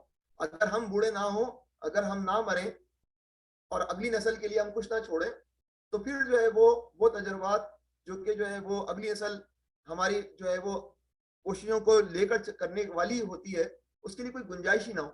یہ بالکل ایسے ہی ہے کہ بیرونی دنیا میں جو ہے وہ بوڑھے لوگ جو ہے بڑی تعداد میں, اور وہ جو ہے وہ ریٹائرڈ بھی نہیں ہوتے, تو نئی نسل کو جاب بھی نہیں ملتی ہے. یہ سسٹم جو ہے بنیادی طور پر اللہ تعالیٰ نے جو بنایا ہے آزمائش کا بنایا ہے. اس کے اندر ہمیں اپنی اننگ کھیلنی ہے, پھر اس کے بعد ہماری اگلی نسل کو اننگ کھیلنی ہے, اس کے بعد اس کی اگلی نسل کو اپنی اننگ کھیلنی ہے, اور اس طرح ایک کمرہ امتحان میں ایک گروپ آتا ہے امتحان دینے کے لیے, پھر اس کے بعد دوسرا گروپ آتا ہے امتحان دینے کے لیے, اور ایک گروپ اگر ختم ہوتا ہے تو اللہ کی کوئی کمزوری اور اللہ کا کوئی نقص نہیں ہے, بلکہ اللہ تعالیٰ کی امتحانی حکمت ہے. اس لیے کسی کو بھی یہاں اس غلط فہمی میں نہ رہنا چاہیے کہ وہ دنیا میں صرف بہار ہی دیکھے گا, خزاں سے بھی اس کو سابقہ پیش نہیں آئے گا. ایسا نہیں ہے, ہر ایک کو جو ہے وہ خزاں سے بھی سابقہ پیش آئے گا. اس طرح آیت ہم نے 5 آیتیں مکمل کر لی ہیں. اب ہم آیت نمبر 6 سے لے کر آیت نمبر 8 تک مطالعہ کریں گے. سنقرئک فلا تنسا, ہم تمہیں پڑھوا دیں گے, پھر فلا تنسا, پھر تم نہیں بھولو گے, الا ما شاء اللہ انہ یعلم الجہر وما یخفی, سوائے اس کے جو اللہ چاہے. الا ماشاء اللہ، سوائے اس کے جو اللہ چاہے، انہو یعلم الجہرا، وہ ظاہر کو بھی جانتا ہے، وما یخفا، اور جو کچھ پوشیدہ ہے اس کو بھی وہ یعلم، وہ جانتا ہے، وَنُيَسِّرُكَ لِلْيُسْرَىٰ، اور ہم تمہیں آسان طریقے کی سہولت دیتے ہیں۔ تو اب یہ 3 آیات ہیں، اس کے اندر بنیادی طور پر جو بیان ہو رہا ہے کہ آپ کو پڑھوا دیں گے، آپ پریشان مت ہو، آپ بھولیں گے نہیں، اگر آپ کچھ بھولیں گے بھی تو اللہ تعالیٰ چاہے گا، اور اللہ تعالیٰ تو جانتا ہے جو چھپا ہے جو کھلا ہے، اور ان قریب آپ کو آسان راستے کی سہولت دیں گے۔ تو پہلی آیت جو ہے وہ، اور چھٹی اور 7ویں آیت کو ہم دیکھ لیتے ہیں۔ دیکھیں یہ صورت اس زمانے میں نازل ہوئی تھی، ہم نے دیکھا تھا 8ویں یا 7ویں نمبر پہ نازل ہوئی ہے۔ رسول اللہ صلی اللہ علیہ وسلم کو ابھی وحی اخذ کرنے کی اچھی طرح مشق نہیں ہوئی تھی، اور نزول وحی کے وقت آپ کو ہمیشہ اندیشہ ہوتا تھا کہ کہیں میں الفاظ کو بھول نہ جاؤں، جو وحی کے الفاظ ہیں میں ان کو بھول نہ جاؤں۔ یہ جو ہے وہ حضرت نبی کریم صلی اللہ علیہ وسلم کو ٹینشن رہتی تھی، اور ابھی آغاز کا دور تھا۔ تو 3 مواقع ایسے آتے ہیں جس موقع پر آپ ایسا لگتا ہے کہ اللہ کے رسول صلی اللہ علیہ وسلم نے جو ہے وہ اس پریشانی کے اندر جو ہے وہ کچھ جو ہے وہ ایکسٹرا آرڈنری محنت کی، اور پھر آپ کو جو ہے کہا گیا کہ اس کی ضرورت نہیں ہے۔ تو اس آیت کے ساتھ اگر آپ سورہ توحہ کو دیکھیں، اس کی آیت نمبر 114 کو، اور سورہ قیامہ کی آیت نمبر 16 سے 19 کو دیکھیں، تو تینوں آیتوں کے انداز بیان اور مواقع محل کو اگر دیکھا جائے تو ترتیب یہ محسوس ہوتی ہے۔ سب سے پہلے اس صورت میں نبی کریم صلی اللہ علیہ وسلم کو اطمینان دلایا گیا کہ آپ فکر نہ کریں، ہم یہ کلام آپ کو پڑھوا دیں گے، آپ اسے نہ بھولیں گے، سورۃ الاعلیٰ کے اندر۔ پھر سورۃ القیامہ نازل ہوئی ہے، پھر ایک مدت بعد دوسرے موقع پر سورہ قیامہ نازل ہو رہی تھی، تو نبی کریم صلی اللہ علیہ وسلم بے اختیار الفاظ سے وحی کو دہرانے لگے۔ تو اس وقت بھی فرمایا گیا اے نبی لا تحرک، اے نبی اس وحی کو جلدی جلدی یاد کرنے کے لیے اپنی زبان کو حرکت نہ دو، اس کو یاد کرا دینا اور پڑھوا دینا ہمارے ذمے ہے، لہٰذا جب ہم اسے پڑھ رہے ہوں اس وقت تم اس کی قرأت کو غور سے سنتے رہو، پھر اس کا مطلب سمجھا دینا بھی ہمارے ہی ذمے ہے۔ یہ سورۃ القیامہ میں بات ہوئی، اور اس کے بعد جو ہے سورۃ طٰہٰ آئی۔ تو سورۃ طٰہٰ میں جب نازل ہوئی تو اس وقت تو بہت زیادہ چیلنج تھا۔ کیوں؟ جب سورۃ طٰہٰ نازل ہوئی تو بتقاضۂ بشریت نبی کریم صلی اللہ علیہ وسلم کو اندیشہ لاحق ہوا کہ 113 آیات ہیں یہ جو متواتر نازل ہو رہی ہیں، ان میں سے کوئی چیز میرے حافظے سے نہ نکل جائے، اور آپ ان کو یاد کرنے کی کوشش کرنے لگے۔ اس پر فرمایا گیا کہ قرآن پڑھنے میں جلدی نہ کیا کرو جب تک کہ تمہاری طرف اس کی وحی تکمیل کو نہ پہنچ جائے۔ اللہ لحافظون ہے، اللہ تعالیٰ جو ہے وہ حفظ کا اور جو ہے محفوظ کرنے کا سبیل کر دے گا۔ نبی کریم صلی اللہ علیہ وسلم آپ پریشان مت ہو۔ تو یہ 3 مواقع پر جو ہے وہ اس بات کو کیا گیا کہ آپ نہیں بھولیں گے سوائے اس کے کہ جو اللہ چاہے۔ اس کے بعد پھر کبھی اس بات کی نوبت نہیں آئی کہ نبی کریم صلی اللہ علیہ وسلم کو ایسا کوئی خطرہ لاحق ہوتا، کیونکہ ان 3 مقامات کے سوا کوئی چوتھا مقام قرآن میں ایسا نہیں ہے جہاں اس معاملے کی طرف کوئی اشارہ پایا جاتا ہو۔ یہ قرآن کی صداقت کی حقانیت کی دلیل ہے کہ نبی کریم صلی اللہ علیہ وسلم کو بھی ہدایت کر رہا ہوتا ہے۔ کوئی آتھر اس طرح نہیں بیان کرتا کہ اس کے متعلق کوئی بات ہو جائے کہ آپ کیا گڑبڑ کر رہے ہیں۔ اللہ تعالیٰ قرآن حکیم نبی کریم صلی اللہ علیہ وسلم کی تصنیف نہیں ہے، یہ اللہ تعالیٰ کی طرف سے نازل ہونے والا کلام ہے۔ جب نبی کریم صلی اللہ علیہ وسلم سے کوئی جو ہے وہ ایسی چیز سرزد ہو جائے جو کہ جو ہے وہ ضروری نہیں ہے، تو اس پر نبی کریم صلی اللہ علیہ وسلم کو بھی بیان کیا جاتا ہے کہ آپ یہ نہ کریں۔ تو وہی کے الفاظ آپ صلی اللہ علیہ وسلم کے دل میں محفوظ رہیں گے، آپ انہیں بھولیں گے نہیں۔ ہاں اگر اللہ چاہے تو آپ بھول بھی سکتے ہیں، اگر اللہ چاہے، یہ کوئی پرابلمٹک بات نہیں کہ اگر اللہ چاہے تو پھر یہ پلان بلانے کا عمل ہے، تقدیر کے تحت بلانے کا عمل ہے۔ اب اس کو بھولنے کی 2 صورتیں ہیں۔ 2 صورتیں کون کون سی ہیں؟ پہلی صورت تو یہ ہے کہ مثلا ایک روایت میں آتا ہے، یہ ابو داؤد کی روایت ہے کہ آپ ایک دفعہ صبح کی نماز پڑھا رہے تھے، یعنی فجر کی نماز پڑھا رہے تھے، اور قرأت کے دوران ایک آیت آپ چھوڑ گئے، ایک آیت آپ بھول گئے۔ نماز کے بعد سیدنا ابی ابن کعب نے پوچھا کہ کیا یہ آیت منسوخ ہو چکی ہے یا رسول اللہ صلی اللہ علیہ وسلم، کیا آیت منسوخ ہو گئی ہے؟ آپ صلی اللہ علیہ وسلم نے فرمایا نہیں، میں بھول گیا تھا۔ اس طرح کی بات بھی ہے، تو اس سے جو ہے وہ اللہ چاہے تو۔ دوسری بات کیا ہے وہ یہ کہ دوسری صورت وہی ہے جس کا اس حدیث میں تذکرہ موجود ہے کہ جس طرح حضرت ابی بن کعب نے کہا کہ آیت منسوخ ہو چکی ہے، یعنی کوئی آیت ہی منسوخ کر دی جائے۔ اب اس میں خاصی تفصیلات ہیں، علم ناسخ اور منسوخ موجود ہے، یہ موقع نہیں ہے کہ ہم ان چیزوں کو بیان کریں، لیکن کچھ آیات کے منسوخ ہونے کا مطلب یہ ہوتا ہے کہ مثلا شراب کے احکامات ہیں کہ جو ہے وہ تدریجاً جو ہے وہ پہلے کہا گیا کہ اس کے اندر فائدے بھی ہیں لیکن نقصان زیادہ ہے، پھر نماز کے قریب نہ جاؤ، یہ والی بھی نسخ ہوتا ہے۔ اور کچھ رائے ایسی بھی ہیں کہ کچھ ایسے نسل بھی ہے کہ قرآن کی آیت جو ہے وہ اس کو ہی بلا دیا گیا. اس کے بعد جو ہے وہ انہ یعلم الجہر وما یخفی، وہ کھلی اور چھپی سب باتیں جانتا ہے، وہ کھلی اور چھپی سب باتیں جانتا ہے. ابن جوزی کے استاذ، ابن جوزی ہماری تاریخ کے مشہور بزرگ گزرے، ان کے استاذ تھے. انہوں نے کہا، وہ لکھتے ہیں اس موقع پر کہ میں نے اس بات پر بہت غور کیا کہ چھپی ہوئی باتوں کو تو واقعی اللہ تعالیٰ جانتا ہے، صرف اللہ تعالیٰ جانتا ہے، مگر بلند آواز سے کی گئی باتیں تو ہم بھی جانتے ہیں اور سمجھتے ہیں. بلند آواز سے کی گئی باتیں تو ہم بھی جانتے ہیں. تو یعلم یخفا کا تو کمال ہے، لیکن جہرا میں کیا کمال ہے اس کی؟ اللہ کو کیا ضرورت تھی کہ الجہرا کی بات بھی کرے کہ میں ظاہر کو بھی جانتا ہوں؟ پھر اللہ تعالیٰ کو ان باتوں کے جاننے کو اپنی خاص صفت کے طور پر کیوں بیان فرما رہے ہیں؟ کیا ضرورت تھی اللہ تعالیٰ کو کہ انہ یعلم الجہرا کا لفظ استعمال کریں؟ میں جو ہے وہ ظاہر کو بھی جانتا ہوں، ظاہر کو تو سب جانتے ہیں. پھر میری یہ بات سمجھ میں آئی کہ بلند آواز کے ساتھ اگر ایک وقت میں کئی آدمی بولنا شروع کر دیں، نقار خانہ بن جائے، اگر ایک وقت میں کئی آدمی بولنا شروع کر دیں تو ہمیں کچھ پتہ نہیں چلتا.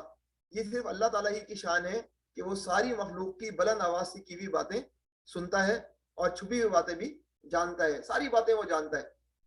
تو یہ جو ہے وہ ابن جوزی کے استاد نے کہا کہ یہ بات تو صحیح ہے کہ اگر سارے کے سارے لوگ بلند آوازیں بول رہے ہو تو کس کی سنوں کس کی نہ سنوں؟ یہ اللہ ہے جو سب کچھ سن سکتا ہے. اس مقام پر یہ صفت بیان کرنے کی حکمت یہ معلوم ہوتی ہے کہ رسول اللہ صلی اللہ علیہ وسلم کو حکم ہو رہا ہے کہ جب جبرائیل علیہ السلام پڑھیں تو آپ یاد کرنے کے لیے ساتھ ساتھ نہ پڑھیں، ان کے ساتھ جبرائیل کے ساتھ ساتھ پڑھیں گے تو سمجھنا مشکل ہوگا کہ وہ کیا کہہ رہے ہیں. یہ اللہ کی شان ہے، بلند آواز سے کی گئی باتیں ہوں، وہاں کروڑوں لوگوں کی ہوں یا چھپی ہوئی، وہ سب جانتا ہے. تو حضرت نبی کریم صلی اللہ علیہ وسلم اگر حضرت جبرائیل علیہ السلام کچھ کہہ رہے ہیں، آپ فوراً دہرانے کی کوشش کر رہے ہیں، تو وہ کانٹینٹ کو سمجھنے والا عمل جو ہے وہ ختم ہوگا، کیونکہ دہرانے کے عمل کی طرف زیادہ توجہ ہو جائے گی. تو اس طرف کہا گیا کہ آپ یہ نہ کریں، پہلے پوری بات سنیں، ہم یاد کرا دیں گے. اچھا، لیکن یہ ابن جوزی کے استاذ کا معاملہ تو ان کے دور تک محدود ہے. ہم آج کے دور کے اندر جو ہے وہ کچھ اور نئی چیزوں کو دیکھ رہے ہیں جن کا تذکرہ یہاں کرنا ضروری ہے. اب ہم یخفا کے ایک نئے مرحلے پر ہیں. اب ہم جہر کو کسی اور طریقے سے بھی سمجھ رہے ہیں جو شاید پیچھے کے بزرگوں نے نہیں سمجھا. یہ ساؤنڈ اسپیکٹرم ہے، اور ساؤنڈ اسپیکٹرم میں ہم خوب جانتے ہیں کہ انسان تو 20 ہرٹ سے لے کر 20,000 ہرٹ تک سن سکتا ہے. کچھ الٹرا ساؤنڈ بھی ہوتی ہیں جو کہ جو ہے وہ چمگادڑ تو سن سکتی ہے، انسان نہیں سن سکتا. کچھ انفرا ساؤنڈ ہوتی ہیں جن کو ہاتھی جیسا جانور تو سن سکتا ہے، ہم نہیں سن سکتے. انہو یعلم الجہر وما یخفی کے اندر شاید آج کے دور کے اندر ہم یہ بات کریں تو یہ بھی شامل کر سکتے ہیں کہ اے انسان، بہت ساری باتیں جو تم نہیں سن سکتے اگرچہ وہ بہت بلند ہوتی ہیں، اللہ اس کو بھی سنتا ہے. ایسی باتیں جو اخفا ہوتی ہیں جو تم نہیں سن سکتے، ہاتھی سن سکتا ہے، اللہ تعالیٰ ان سے بھی واقف ہے. یہ ساری باتیں جو ہے وہ شاید جو ہے وہ اس زمرے میں آ جائیں. پھر فرمائے گا وَنُيَسِّرُكَ لِلْيُسْرَىٰ. یہ ذرا مشکل لفظ ہے، وَنُيَسِّرُكَ. اس کو جو ہے وہ مصباح القرآن نے یوں بیان کیا ہے.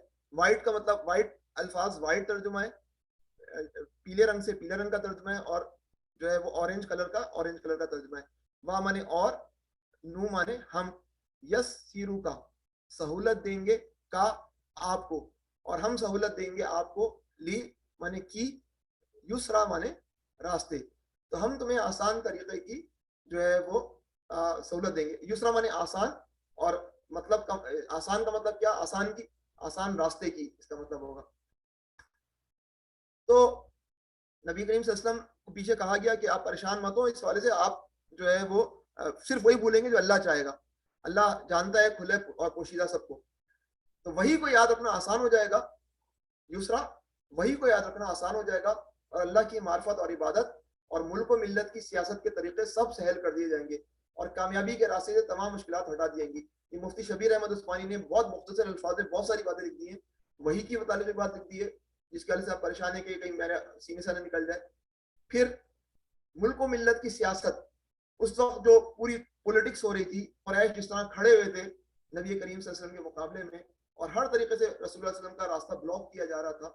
تو تمام چیزوں آپ آگے بڑھائیں قدم، انشاءاللہ تعالیٰ اللہ تعالیٰ آسان طریقے کی آپ کو سہولت دیں گے.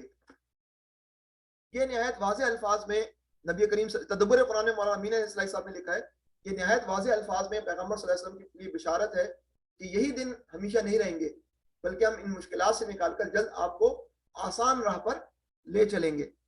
یہ آبزرویشن بھی ہے، کامن آبزرویشن ہے کہ جب ہم کوئی کام نیا شروع کرتے ہیں تو شروع میں دقت ہوتی ہے، لیکن اس کے بعد جو ہے وہ کام جب ہم روٹین میں لے کر آتے ہیں تو وہ کام ہمارے لیے آسان ہو جاتا ہے. شروع میں شرم آ رہی ہوتی ہے، جھجک ہوتی ہے، لیکن جب ہم فیلڈ میں نکلتے ہیں تو کام ہمارے لیے آسان ہو جاتا ہے. تو یہ بروس لی ایک مشہور جو ہے وہ کراٹے جاننے والا ماہر تھا، اس کے الفاظ ہیں practice makes perfect. After a long time of practising our work will become natural, skillful, swift and steady. شروع میں ایسا ہوتا ہے کہ کئی جب آپ میدان میں نکلتے ہیں تو آپ کے تیر جو ہے وہ ہدف پہ نہیں لگ رہے ہوتے، لیکن جب پریکٹس ٹھیک ٹھاک ہو جاتی ہے تو پرفیکشن کی منزل حاصل ہوتی ہے اور پھر بل آئی پر ڈائریکٹ جو ہے وہ نشانے لگنے شروع ہو جاتے ہیں، آسان ہو جاتا ہے یہ معاملہ نا. اب ہم آیت نمبر 9 سے لے کر آیت نمبر 13 پہ آئے ہیں.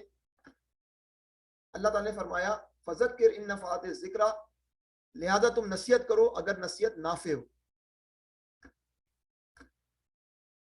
نافع، نفع مانے جس کا کوئی نہ کوئی پروفٹ ہو، وہ نصیحت جو پروفیٹیبل ہو. تو اس حوالے سے جو ہے مولانا مودودی لکھتے ہیں تفہیم القرآن میں، اے نبی صلی اللہ علیہ وسلم، ہم تبلیغ دین کے معاملے میں تم کو کسی مشکل میں نہیں ڈالنا چاہتے کہ تم بہروں کو سناؤ، اندھوں کو راہ دکھاؤ، بلکہ ایک آسان طریقہ تمہارے لیے میسر کیے دیتے ہیں، اور وہ یہ ہے کہ نصیحت کرو جہاں تمہیں محسوس ہو کہ کوئی اس سے فائدہ اٹھانے کے لیے تیار ہے. کوئی ہے خالی گلاس جس کے اندر پانی کو بھرا جا سکتا ہے، بھرے ہوئے گلاس میں پانی نہیں بھرا جا سکتا. نصیحت کرو جہاں تمہیں محسوس ہو کہ کوئی اس سے فائدہ اٹھانے کے لیے تیار ہے. اب رہی بات کہ کون اس سے فائدہ اٹھانے کی تیاری، ایک سوالیہ نشان ہے. اب یہ کیسے پتا چلے گا کہ کون ہے وہ فرد جو فائدہ اٹھانے کی تیار ہے اور کون نہیں ہے؟ تو ظاہر ہے اس کا پتہ تبلیغ عام ہی سے چل سکتا ہے. جنرل پبلک کے پاس جائیں، سب کو یہ پیغام سنانے کی کوشش کریں. اس لیے عام تبلیغ تو آپ کو جاری رکھنی ہے، اس لیے عام تبلیغ تو جاری رکھی جانی چاہیے، مگر اس سے تمہارا مقصود یہ ہونا چاہیے کہ اللہ کے بندوں میں سے ان لوگوں کو تلاش کرو جو اس سے فائدہ اٹھا کر راہ راست اختیار کریں. تو پھر عام تبلیغ وہی، اس کے اندر کوئی اچھے افراد ملے، ان افراد پہ پھر ٹائم انویسٹ ہوگا، ان کو جو ہے پھر نصیحت زیادہ کی جائے گی، وہ جو ہے مستقبل کے جو ہے وہ ہیرے ہوں گے. یہی لوگ تمہاری نگاہ التفات کے مستحق ہیں، انہی کی تعلیم و تربیت پہ تمہیں توجہ صرف کرنا چاہیے، انہی پر ٹائم انویسٹ کرنا چاہیے. ان کو چھوڑ کر ایسے لوگوں کے پیچھے پڑنے کی تمہیں کوئی ضرورت نہیں ہے جن کے متعلق تجربے سے تمہیں معلوم ہو جائے کہ وہ نصیحت قبول کرنا نہیں چاہتے. تو یہ بڑا یوں سمجھے کہ توازن رکھنے والا موقف ہے. آپ کو عام پبلک کے پاس جانا بھی ہے، ان کو دعوت دینی بھی ہے، اور جو ہے وہ ان میں سے جو ہے وہ ان افراد کو جو کہ آپ کو ہمیں نظر آ رہا ہے کہ وہ کام کے لوگ ہیں، ان پہ جو ہے زیادہ وقت بھی لگانا ہے. یہ بڑی حکمت چاہتی ہے یہ چیز نا، یہ آسان کام نہیں ہے. لیکن وہی بات ہے کہ جب یہ بندہ کام کرنا شروع کرتا ہے تو اسے اندازہ ہو جاتا ہے کہ کس موقع پر کیا اسٹیپ اٹھانے چاہیے. بہرحال نبی کریم صلی اللہ علیہ وسلم معصوم تھے، ہم معصوم نہیں ہیں، ہم سے خطائیں ہوں گی بھی، لیکن پھر ہم اللہ تعالیٰ سے عفو، اللہ سے عافیت جو ہے وہ طلب کرتے رہیں گے. اچھا، سعدی، تفسیر سعدی جو قسیم میں لکھی گئی، یہاں پر سعودی عرب میں قسیم ہے، تو اس کے اندر جو ہے وہ انہوں نے مفسر نے لکھا ہے کہ آیت کریمہ کا مفہوم مخالف کا مطلب کیا ہے وہ آپ آگے سمجھیں گے کہ اگر نصیحت فائدہ نہ دے، یعنی جس کو نصیحت کی گئی ہے وہ شر میں اور بڑھ جائے یا اس میں بھلائی کم ہو جائے، تو آپ ایسے لوگوں پر نصیحت پر مامور نہیں ہیں، بلکہ تب آپ نصیحت نہ کرنے پر مامور ہیں. ایسے لوگوں کو نصیحت کرنے کی ضرورت نہیں ہے. یہ وہ لوگ ہیں جو آپ ان کو اچھی بات سمجھائیں گے، وہ مزید جو ہے وہ اس کے نتیجے میں دور ہوں گے اس دعوت سے. تو آپ ایسے لوگوں کو نصیحت نہ کریں، وہ شر میں نہ. تو اس سے ثابت ہوا کہ نفع سے کیا مراد ہے. دیکھیں صرف اور صرف یہی، اس میں جو ہے بلیک اینڈ وائٹ کلر نہیں ہوتا، اس میں گرے شیڈز بھی ہوتے ہیں. یہی نہیں ہے کہ جو ہے صرف مومن اور کافر، بس یہ آپ نے نصیحت کی مومن کافر مومن بن گیا یہ نفع ہے، نہیں. ایسا بھی ہو سکتا ہے ایک بڑا دشمن کافر ہو، نصیحت کی تو اس کی دشمنی میں کمی آ گئی. جو کم دشمنی والا کافر ہو، نصیحت کی وہ نیوٹرل ہو گیا. یہ ساری چیزیں نفع کے زمرے میں آئیں گی. لیکن اگر یہ ہو رہا ہو کہ جو ہے وہ دعوت دی جا رہی ہو اور اس دعوت کے نتیجے میں کم دشمنی والا زیادہ دشمنی پہ آ جائے، تو یہ غیر نافع ہے. ایسے لوگوں پر آپ نصیحت کرنے پر مامور نہیں ہے. تفسیر سعدی میں انہوں نے فرمایا سیذکر من یخشی، جو شخص ڈرتا ہے وہ نصیحت قبول کر لے گا. یہ ریکوائرمنٹ ہے. کیا ریکوائرمنٹ ہے؟ یہ تذکیر، یہ ریمائنڈر، یہ الارم، یہ نج، یہ سارے کے سارے کون قبول کرے گا؟ من یخشا، ڈرنے والا. جو شخص ڈرتا ہے وہ نصیحت قبول کرے گا، جس کو خوف ہوگا وہ نصیحت قبول کر لے گا. تو پتہ چلا ذکر قبول کرنے کے لیے یخشا ہونا بہت ضروری ہے، ڈرنا کی صفت ہونا بہت ضروری ہے. تکبر ہوگا، انسان جو ہے وہ مستقبل سے کے خدشات سے اور مستقبل سے بالکل جو ہے وہ بے بہرا ہوگا اور بس بول رہا ہوگا کہ جو ہے وہ یہی ہے. ایسا فرد جو ہے وہ تذکیر کو قبول نہیں کرے گا. یہ ڈر ہے جو پری ریکویزٹ ہے، یہ ضروری چیز ہے. یہ ڈر ہے جو پری ریکویزٹ ہے ذکر کو قبول کرنے کے لیے. یہ ڈر ہوگا تو نصیحت دل میں ٹھہرے گی. دل میں ڈر نہیں ہوگا، نصیحت دل میں نہیں ٹھہرے گی، پھیل جائے گی، نکل جائے گی. تو یہ ہولڈنگ پاور ہے، یہ ڈر. یہ دراصل تذکر کو دل میں جما دیتا ہے. یہ تفسیر تنویر القرآن میں محترمہ زاہدہ تنویر نے فرمایا. اس کی ایک مثال میں آپ کو دیتا ہوں جو ہم نے حال ہی میں پچھلے 2 سالوں کے اندر دیکھی ہے. کورونا وائرس کی مثال ہے. اب اگر کوئی فرد جو ہے وہ کورونا وائرس کو سمجھے یہ سب ڈھکوسلا ہے، یہ صرف اور صرف میڈیا کی جنگ ہے اور جو ہے وہ یہ کوئی وائرس ایگزسٹ نہیں کرتا، تو آپ لاکھ سمجھا لیں بھائی ویکسینیشن کرا لو، آپ لاکھ سمجھا لیں کہ جو ہے وہ احتیاطیں کر لو، وہ نہیں سننے کے لیے تیار ہے. اسے تو پتہ ہی نہیں ہے کہ یہ چیز کوئی ہے. تو پہلے تو کوئی ڈر ہوگا، کوئی سمجھ ہوگی اس کی جو ہے وہ ہلاکتوں کی، تو پھر جو ہے بندہ سنجیدہ ہوگا، بولے گا کہ ٹھیک ہے میں جو ہے وہ تکلیف برداشت کر لیتا ہوں، میں ویکسینیشن کرا لیتا ہوں. لیکن اگر وہ سمجھے گا کہ یہ کوئی چیز ہی نہیں ہے، ڈھکوسلا ہے، تو پھر وہ ریئیکشن دے گا جو ہم نے ریئیکشن مختلف مقامات پر آتے دیکھیں. پھر فرمایا وَيَتَجَنَّبُهَا الْأَشْقَى الَّذِي يَصْلَى النَّارَ الْكُبْرَى ثُمَّ لَا يَمُوتُ فِيهَا وَلَا يَحْيَا. اس سے گریز کون کرے گا؟ اشقا، وہ انتہائی بدبخت. شقی کی جو ہے سپرلیٹیو ڈگری اشقا، انتہائی بدبخت، جو بڑی آگ میں جائے گا. النار الکبرى، بڑی آگ میں جائے گا، پھر اس میں نہ مرے گا نہ جیے گا. اس سے گریز کون کرے گا؟ اس ریمائنڈر سے، اس تذکیر سے، اس ذکرہ سے جو انتہائی بدبخت ہے. اس سے ثابت ہوا کہ 2 گروہ ہو گئے انسانیت کے. ایک گروہ یخشا والا اور ایک اشقا والا. جس کے دل میں خدا خوفی ہوگی وہ نصیحت کو قبول کر لے گا، جس کے دل میں خدا خوفی نہیں ہوگی وہ پہلو تہی کرے گا. تو وہ جو پہلو تہی کرنے والے لوگ ہیں وہ اشقا ہیں، سخت دل قسم کے لوگ ہیں جو قرآن کو انٹرٹین نہ کریں، قرآن کو قبول نہ کریں. شقی کا سپرلیٹیو ہے اشقا. ایسے سخت ان کا دل ہے کہ اللہ کا کلام بھی ان کے دلوں کو نہ پکڑا سکا. جبکہ اللہ کی کلام کی خصوصیت کیا ہے کہ اگر یہ پہاڑ پر نازل ہو جائے تو پہاڑ بھی ہل کر رہ جائے، دب کر رہ جائے اللہ کے خوف سے. لو انزلنا هذا القرآن على جبل لرأيته خاشعا متصدعا من خشیت اللہ. خشیہ، اللہ کی خشیت سے وہ دب رہا ہے وہ. لیکن ان کے دل کیا ہے؟ ان کے دل تو چٹانوں سے زیادہ جو ہے وہ بیرن ہے، ان سے کچھ نہیں اگ سکتا، چٹانوں سے زیادہ سخت ہیں یہ. تو اب ان کا انجام کیا ہے؟ ان کا انجام یہی ہے کہ یہ دوزخ کی آگ میں جائیں. الذی یصلی النار الکبریٰ. ان کو دوزخ کی، ان کے دلوں کو دوزخ کی آگ ہی پگھلائے گی. دیکھیں اب النار الکبریٰ کا لفظ آ رہا ہے کیونکہ النار مؤنث ہے تو کبریٰ کا لفظ آیا ہے. سورۃ الغاشیہ میں ہم دیکھیں گے عذاب اکبر، عذاب مذکر ہے تو اکبر بھی مذکر والی صفت آ رہی ہے. تو اس طرح سورۃ الغاشیہ کا جو جوڑا بن رہا ہے، ادھر النار الکبریٰ کی اصطلاح استعمال ہوئی ہے، وہاں عذاب اکبر کی اصطلاح استعمال ہوئی ہے. تو جہنم میں کیا صورتحال ہوگی؟ نہ اسے موت آئے گی کہ عذاب سے چھوٹ جائے، اور نہ جینے کی طرح جیے گا کہ زندگی کو لطف اسے حاصل ہو. کیا انسان موت کی توقع کرے گا، موت کی تمنا کرے گا، لیکن وہ موت اسے نہیں ملے گی. اور جینا، ایسا جینا بھی کیا جینا، کیا کس تکلیف کے اندر وہ ہوگا. تو مولانا مودودی لکھتے ہیں کہ سزا ان لوگوں کے لیے ہے جو سرے سے اللہ اور اس کے رسول کی نصیحت کو قبول ہی نہ کریں گے. جو سرے سے اللہ اور اس کے رسول کی نصیحت کو قبول نہ کریں گے، ایسے لوگوں کے لیے ثم لا یموت فیہا ولا یحیا، اور مرتے دم تک کفر و شرک یا دہریت پر قائم رہیں گے. رہے ہم جیسے لوگ، رہے وہ لوگ جو دل میں ایمان رکھتے ہوں مگر اپنے برے اعمال کی بنا پر جہنم میں ڈالے جائیں گے، تو ان کے متعلق احادیث میں آیا ہے کہ جب وہ اپنی سزا بھگت لیں گے تو اللہ تعالیٰ انہیں موت دے دے گا. جب وہ اپنی سزا بھگت لیں گے تو اللہ تعالیٰ انہیں موت دے دے گا. پھر ان کے حق میں شفاعت قبول کی جائے گی اور ان کی جلی ہوئی لاشیں جنت کی نہروں پر لا کر ڈالی جائیں گی، جنت کی نہروں پر لا کر ڈالی جائیں گی. اور اہل جنت سے کہا جائے گا کہ ان پر پانی ڈالو، اور اس پانی سے وہ اس طرح جی اٹھیں گے جیسے نباتات پانی پڑنے سے اگ آتی ہیں۔ یہ ان گناہ گار مسلمانوں کا مستقبل۔ دیکھیں اس کے اندر جو ہے نا بڑے احتیاط کی ضرورت ہے۔ اس آخری بلٹ کی بنیاد پر اپنے گناہوں کو سرٹیفائی کرنا، اپنے گناہوں کے لیے لائسنس لے لینا بڑی ذاتی والی بات ہے۔ یقیناً شفاعت بھی ہے، یقیناً اللہ تعالیٰ گناہ گار مسلمانوں کے گناہوں کو معاف بھی کر دیں گے، لیکن یہ یہودیوں کا تصور کہ لن تمسنا النار الا ایاما معدودہ، کہ جہنم کی آگ ہمیں نہیں چھوئے گی سوائے چند دن۔ ذرا سا اپنے چولہے پر ذرا اپنا ہاتھ لگا کر دیکھیں، کیا یہ جو ہے وہ چند سیکنڈوں کے لیے، چند ملی سیکنڈز کے لیے بھی بیئربل ہے، برداشت کے قابل ہے؟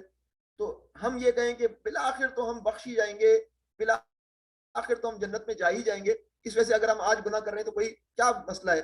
یہ رویہ صحیح نہیں ہے، اس رویے سے بچنا چاہیے۔ اب ہم آخری حصے پہ آ گئے، آیت نمبر 14 سے لے کر آیت نمبر 17۔ اس کے اندر اللہ نے فرمایا، کل 5 آیت رہ گئی ہیں، قد افلح من تزکا، فلاح پا گیا وہ جس نے پاکیزگی اختیار کی۔ قد افلح من تزکا وذکر اسم ربہ فصلی، اور اپنے رب کا نام یاد کیا پھر نماز پڑھی۔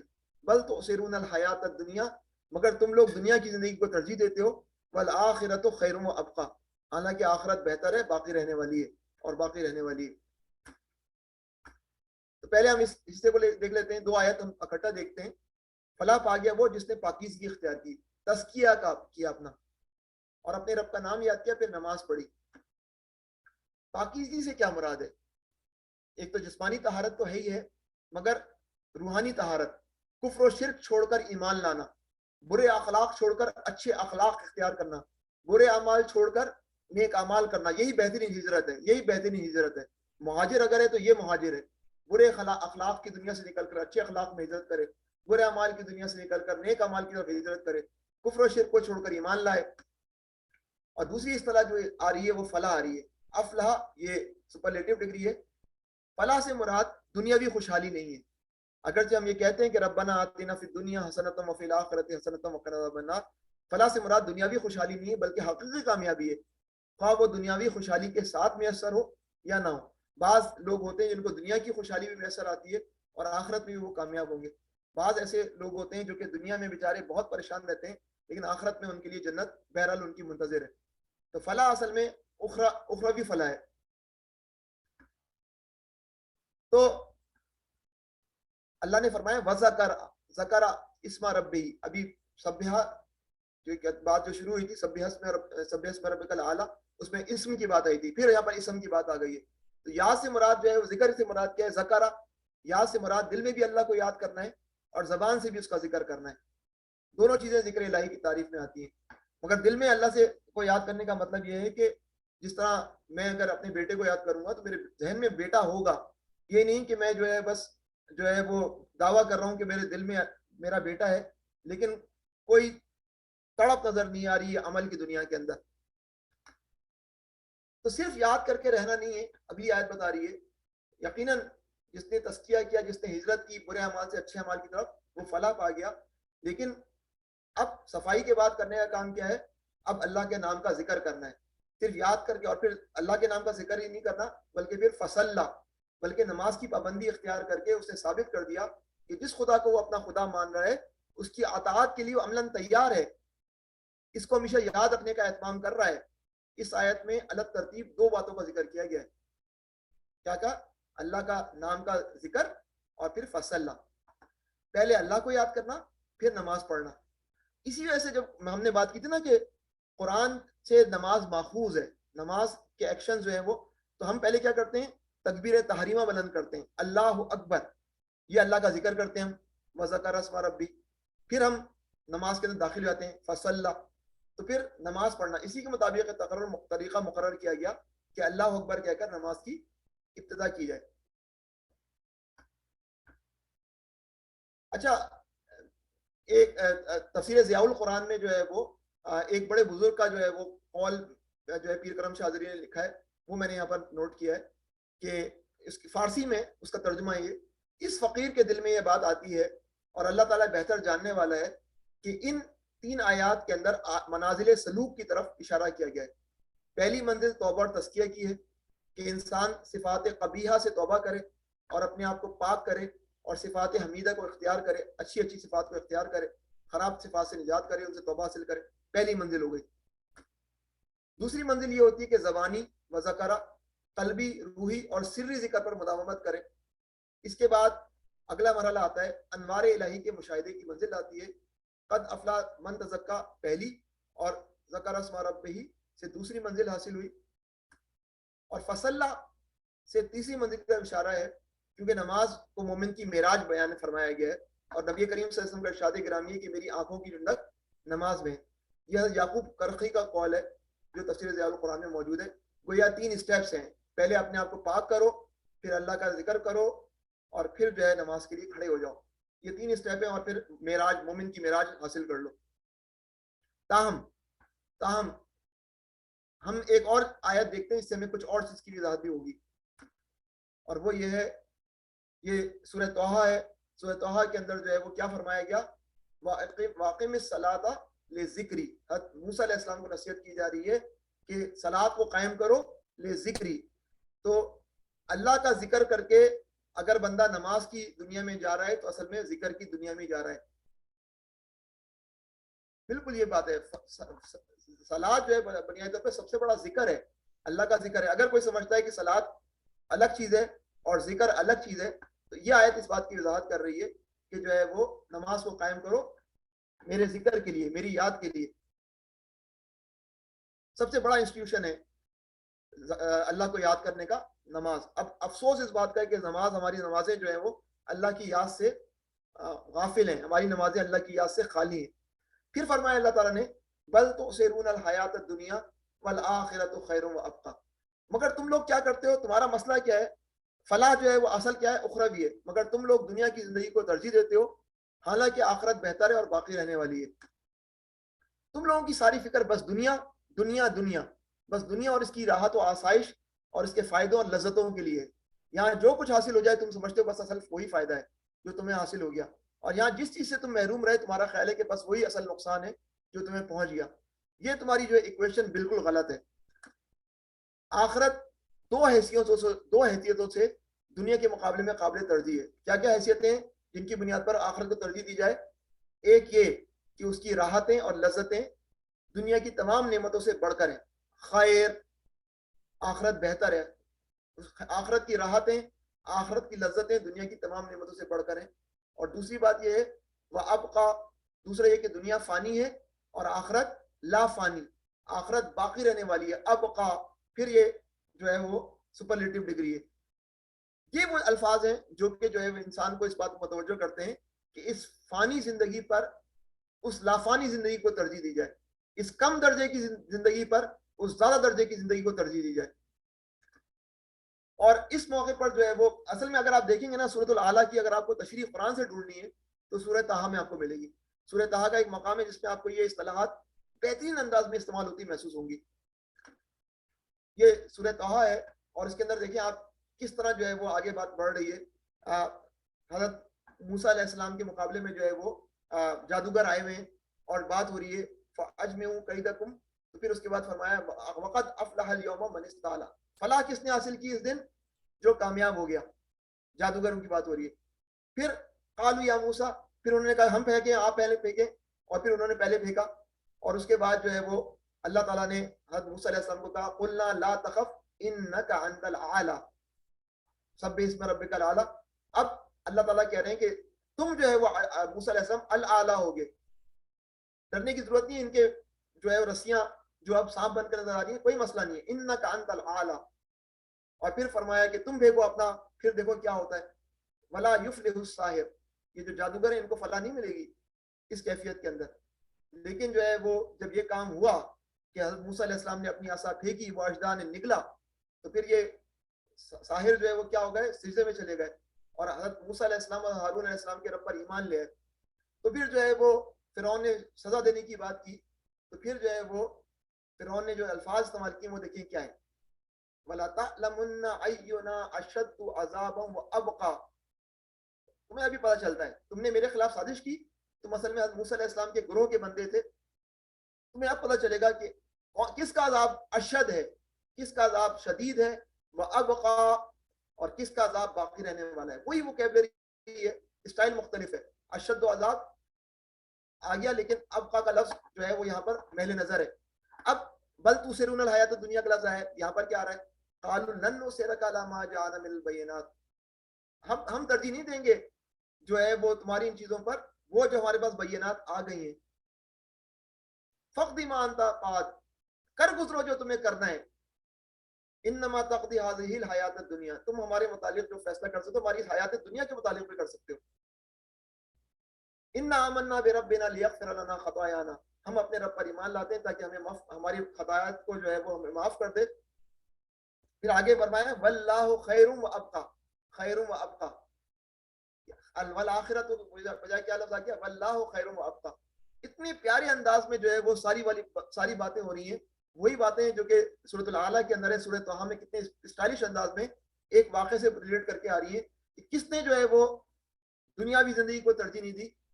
ان جادوگروں نے, انہوں نے جو ہے وہ آخرت کو اختیار کیا اور کہا کہ ہمیں سلیب چڑھا دیں, ہمیں مار ڈالیں, تم ہماری اس حیات دنیا کو خراب کر سکتے ہو لیکن ہمیں فلاح سے نہیں روک سکتے. اور پھر جو ہے وہ فرمایا گیا انہ من یأت ربہ مجرما فانہ لہ جہنم لا یموت ولا فیہا ولا یحیا. یہ پیچھے والی آیت ہے, آپ کو یاد ہوگا کہ جو ہے وہ کیا فرمایا تھا کہ جو ہے وہ ثم لا یموت فیہا ولا یحیا, تو یہاں پر فرمایا گیا لا یموت فیہا ولا یحیا. الفاظ بھی وہی ہیں جو کہ جو ہے وہ قرآن حکیم میں فرمایا. اور پھر تزکیٰ کا لفظ آیا ہوا ہے وذالک جزاء من تزکیٰ. تو میں آپ سے درخواست کروں گا اگر سورۃ الاعلیٰ کو سورۃ الطٰہٰ کے ساتھ ملا کر آپ پڑھیں گے تو آپ کو بڑا زبردست قسم کا جو ہے وہ عرفان حاصل ہوگا کہ پریکٹیکل کیس اسٹڈی کیا ہے سورۃ الاعلیٰ کا. وہ کیس اسٹڈی جو ہے وہ جادوگروں اور فرعون کے رویوں کا مسئلہ ہے. فرعون نے بھی وہ چیز دیکھی, فرعون نے ترجیح دی اس دنیاوی زندگی کو, جادوگروں نے ترجیح دی آخرت کی زندگی کو. اب یہ آخری دو آیات ہیں, ان ھذا لفی الصحف الاولی صحف ابراہیم و موسیٰ. یہی بات پہلے آئے ہوئے صحیفوں میں بھی کی گئی تھی, ابراہیم علیہ السلام اور موسیٰ علیہ السلام کے صحیفوں میں. یہ نبی کریم صلی اللہ علیہ وسلم جو بات لا رہے ہیں یہ کوئی انہونی بات نہیں ہے, کوئی نرالی بات نہیں ہے. یہ بات بیک ٹائمز کے اندر بھی جو ہے وہ ریٹن فارم کے اندر موجود ہے. یہ اہل کتاب, یہ بڑی اہم بات ہے کہ اللہ تعالیٰ جو ہے وہ ریٹن چیز کی بڑی اہمیت گناتے ہیں. صحف, پیپرز, اسکرولز, پرانے اسکرولز کے اندر یہ جو ہم جو ہے وہ مصحف کا لفظ استعمال کرتے ہیں, اس صحف سے ہی ہے. اس صحیفہ کی جمع صحف. اور جو ہم جو ہے وہ جرنلسٹ ہوتے ہیں ان کے لیے ہم اردو میں لفظ استعمال کرتے ہیں صحافی, اصل میں صحافی ہے, عربی میں صحافی کہتے ہیں اس کو. تو وہ جو پیپر میں چیزوں کو لے کر آتا ہے. تو یہی بات پہلے آئے ہوئے صحیفوں میں بھی کہی گئی, ابراہیم علیہ السلام اور موسیٰ علیہ السلام کے صحیفوں میں. ابراہیم علیہ السلام اور موسیٰ علیہ السلام کے صحیفے, یہ وہ مقام ہے جہاں پر ہمیں پہلی دفعہ پتہ چلتا ہے کہ ابراہیم علیہ السلام پر بھی کوئی صحیفہ یا صحائف نازل ہوئے. اب یہ کہاں ہے واللہ عالم. ہمارے پاس جب ہم یہ کہتے ہیں کہ تورات اپنی اصلی شکل میں نہیں ہے, انجیل اپنی اصلی شکل میں نہیں ہے, خدا انجیل کے متعلق تو یہ باتیں کہاں پر ہے کسی کو نہیں معلوم.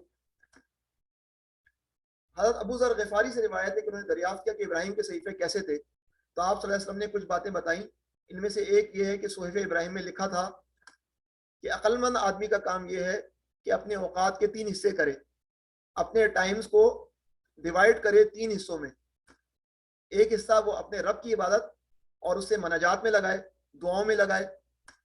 دوسرا حصہ اپنا احتساب کرنے میں لگائے, اپنے اعمال کے محاسبے کا, جو عمل کرے اس کا حساب رکھے, کون سا عمل اسے جنت میں لے آنے والا ہے, کون سا عمل جو ہے اسے نقصان پہنچانے والا ہے. اور تیسرا حصہ اپنی ضروریات اور اپنے کاموں کے لیے رکھے. ایسا نہیں کہ جو ہے وہ اپنی ضروریات سے غافل ہو جائے. یہ جو ہے ابو ذر کی روایت کے مطابق جو ہے وہ صحیفہ ابراہیم کے اندر جو ہے وہ امثال کے اندر موجود ہے.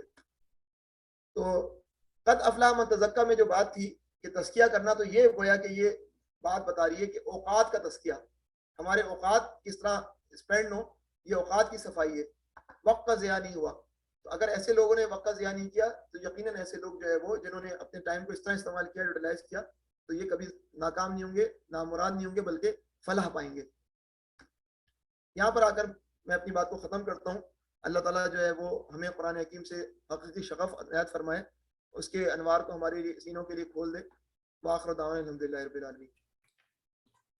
آمین یا رب. جزاک اللہ خیر ڈاکٹر صاحب. ماشاءاللہ بہت ہی خوبصورت انداز میں آپ نے آج کا بیان ہمارے سامنے رکھا ہمیشہ کی طرح. اور میں دیکھ رہا تھا کہ جو پہلی آیت ہے سبحان ربی الاعلیٰ، جو جہاں مطلب ذکر ہے اللہ تعالیٰ کا سبح اسم ربک الاعلیٰ، تو اس میں آپ نے تقریباً 30 منٹ لیے ماشاءاللہ، اور بہت ہی واضح اس کو ہمارے سامنے رکھ دیا. اللہ تعالیٰ آپ کے علم میں اضافہ فرمائے اور ہمیں اس پہ عمل کرنے کی توفیق عطا فرمائے جو آج ہم نے سیکھا. اللہ تعالیٰ سے دعا ہے کہ اس مبارک مہینے میں ہمیں قرآن کی فہم عطا فرمائے. آمین یا رب. اب اگر ہمارے کوئی ساتھی اس سے سوال رکھنا چاہیں یا کچھ اپنا جو نظریہ ہے وہ ہمارے سامنے رکھنا چاہتے ہیں تو ہینڈ ریز کے آپشن استعمال کر سکتے ہیں. میں ان میوٹ کر دوں گا. ڈاکٹر صاحب بھی موجود ہیں، ڈاکٹر صاحب سے کچھ پوچھنا چاہتے ہیں تو یا اپنا کوئی ایکسپیرینس شیئر کرنا چاہتے ہیں ہمارے ساتھ، تو ابھی کچھ وقت ہے، ہم اس میں شامل رہیں گے انشاءاللہ.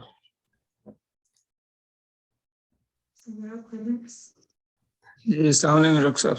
وعلیکم السلام ورحمۃ اللہ. جزاک اللہ خیر آپ کے درس کا.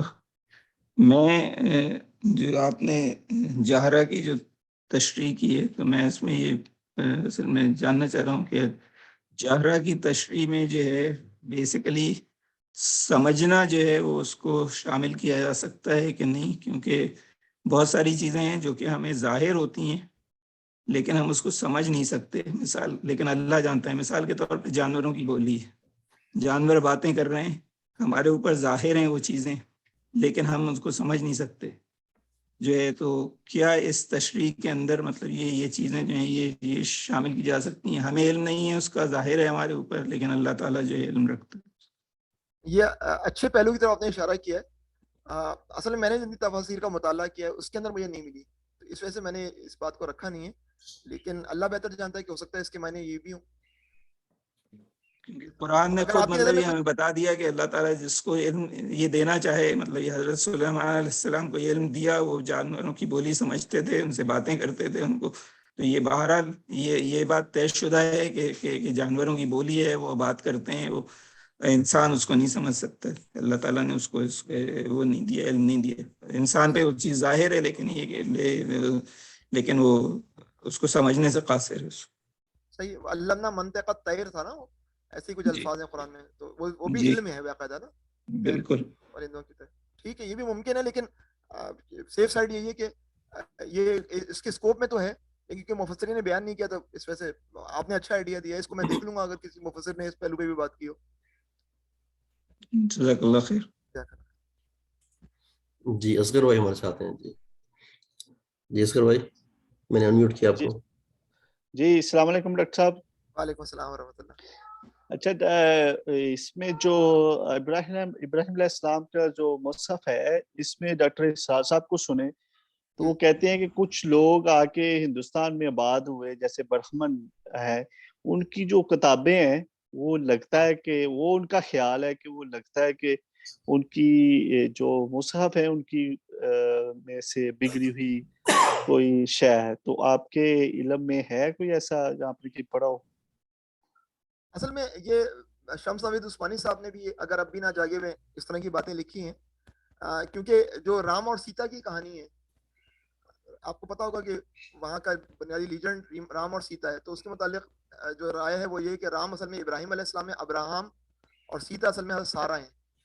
تو اگر یہ بات ہوگی تو پھر ان کی کتابوں کی طرف جو ہے وہ مگر یہ ایک رسکی فیکٹر ہے نا کہ ہم یہ کہیں کہ وہ صحیفے جو ہیں وہ ابراہیم والے صحیفے جو ہے وہ ہندوؤں کے پاس موجود ہیں. یہ بہرحال ہیں، کہاں پر ہیں اللہ بہتر جانتا ہے. بہت شکریہ جی، تھینک یو.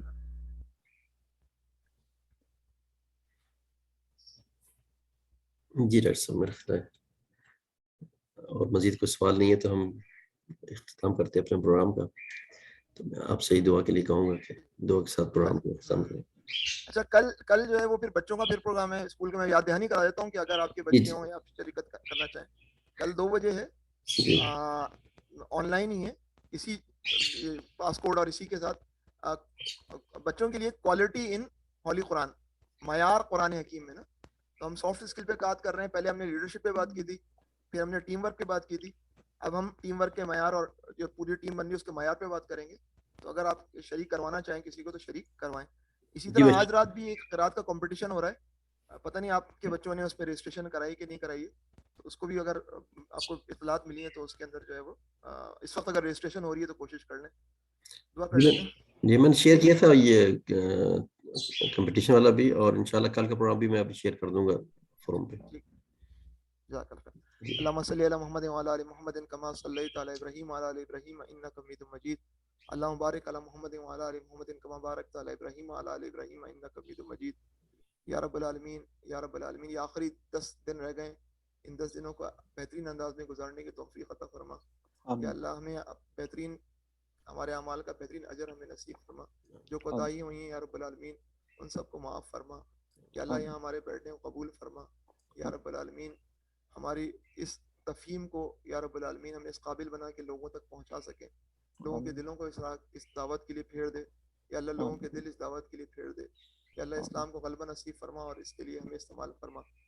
پاکستان کے حالات پر خصوصاً کرم فرما.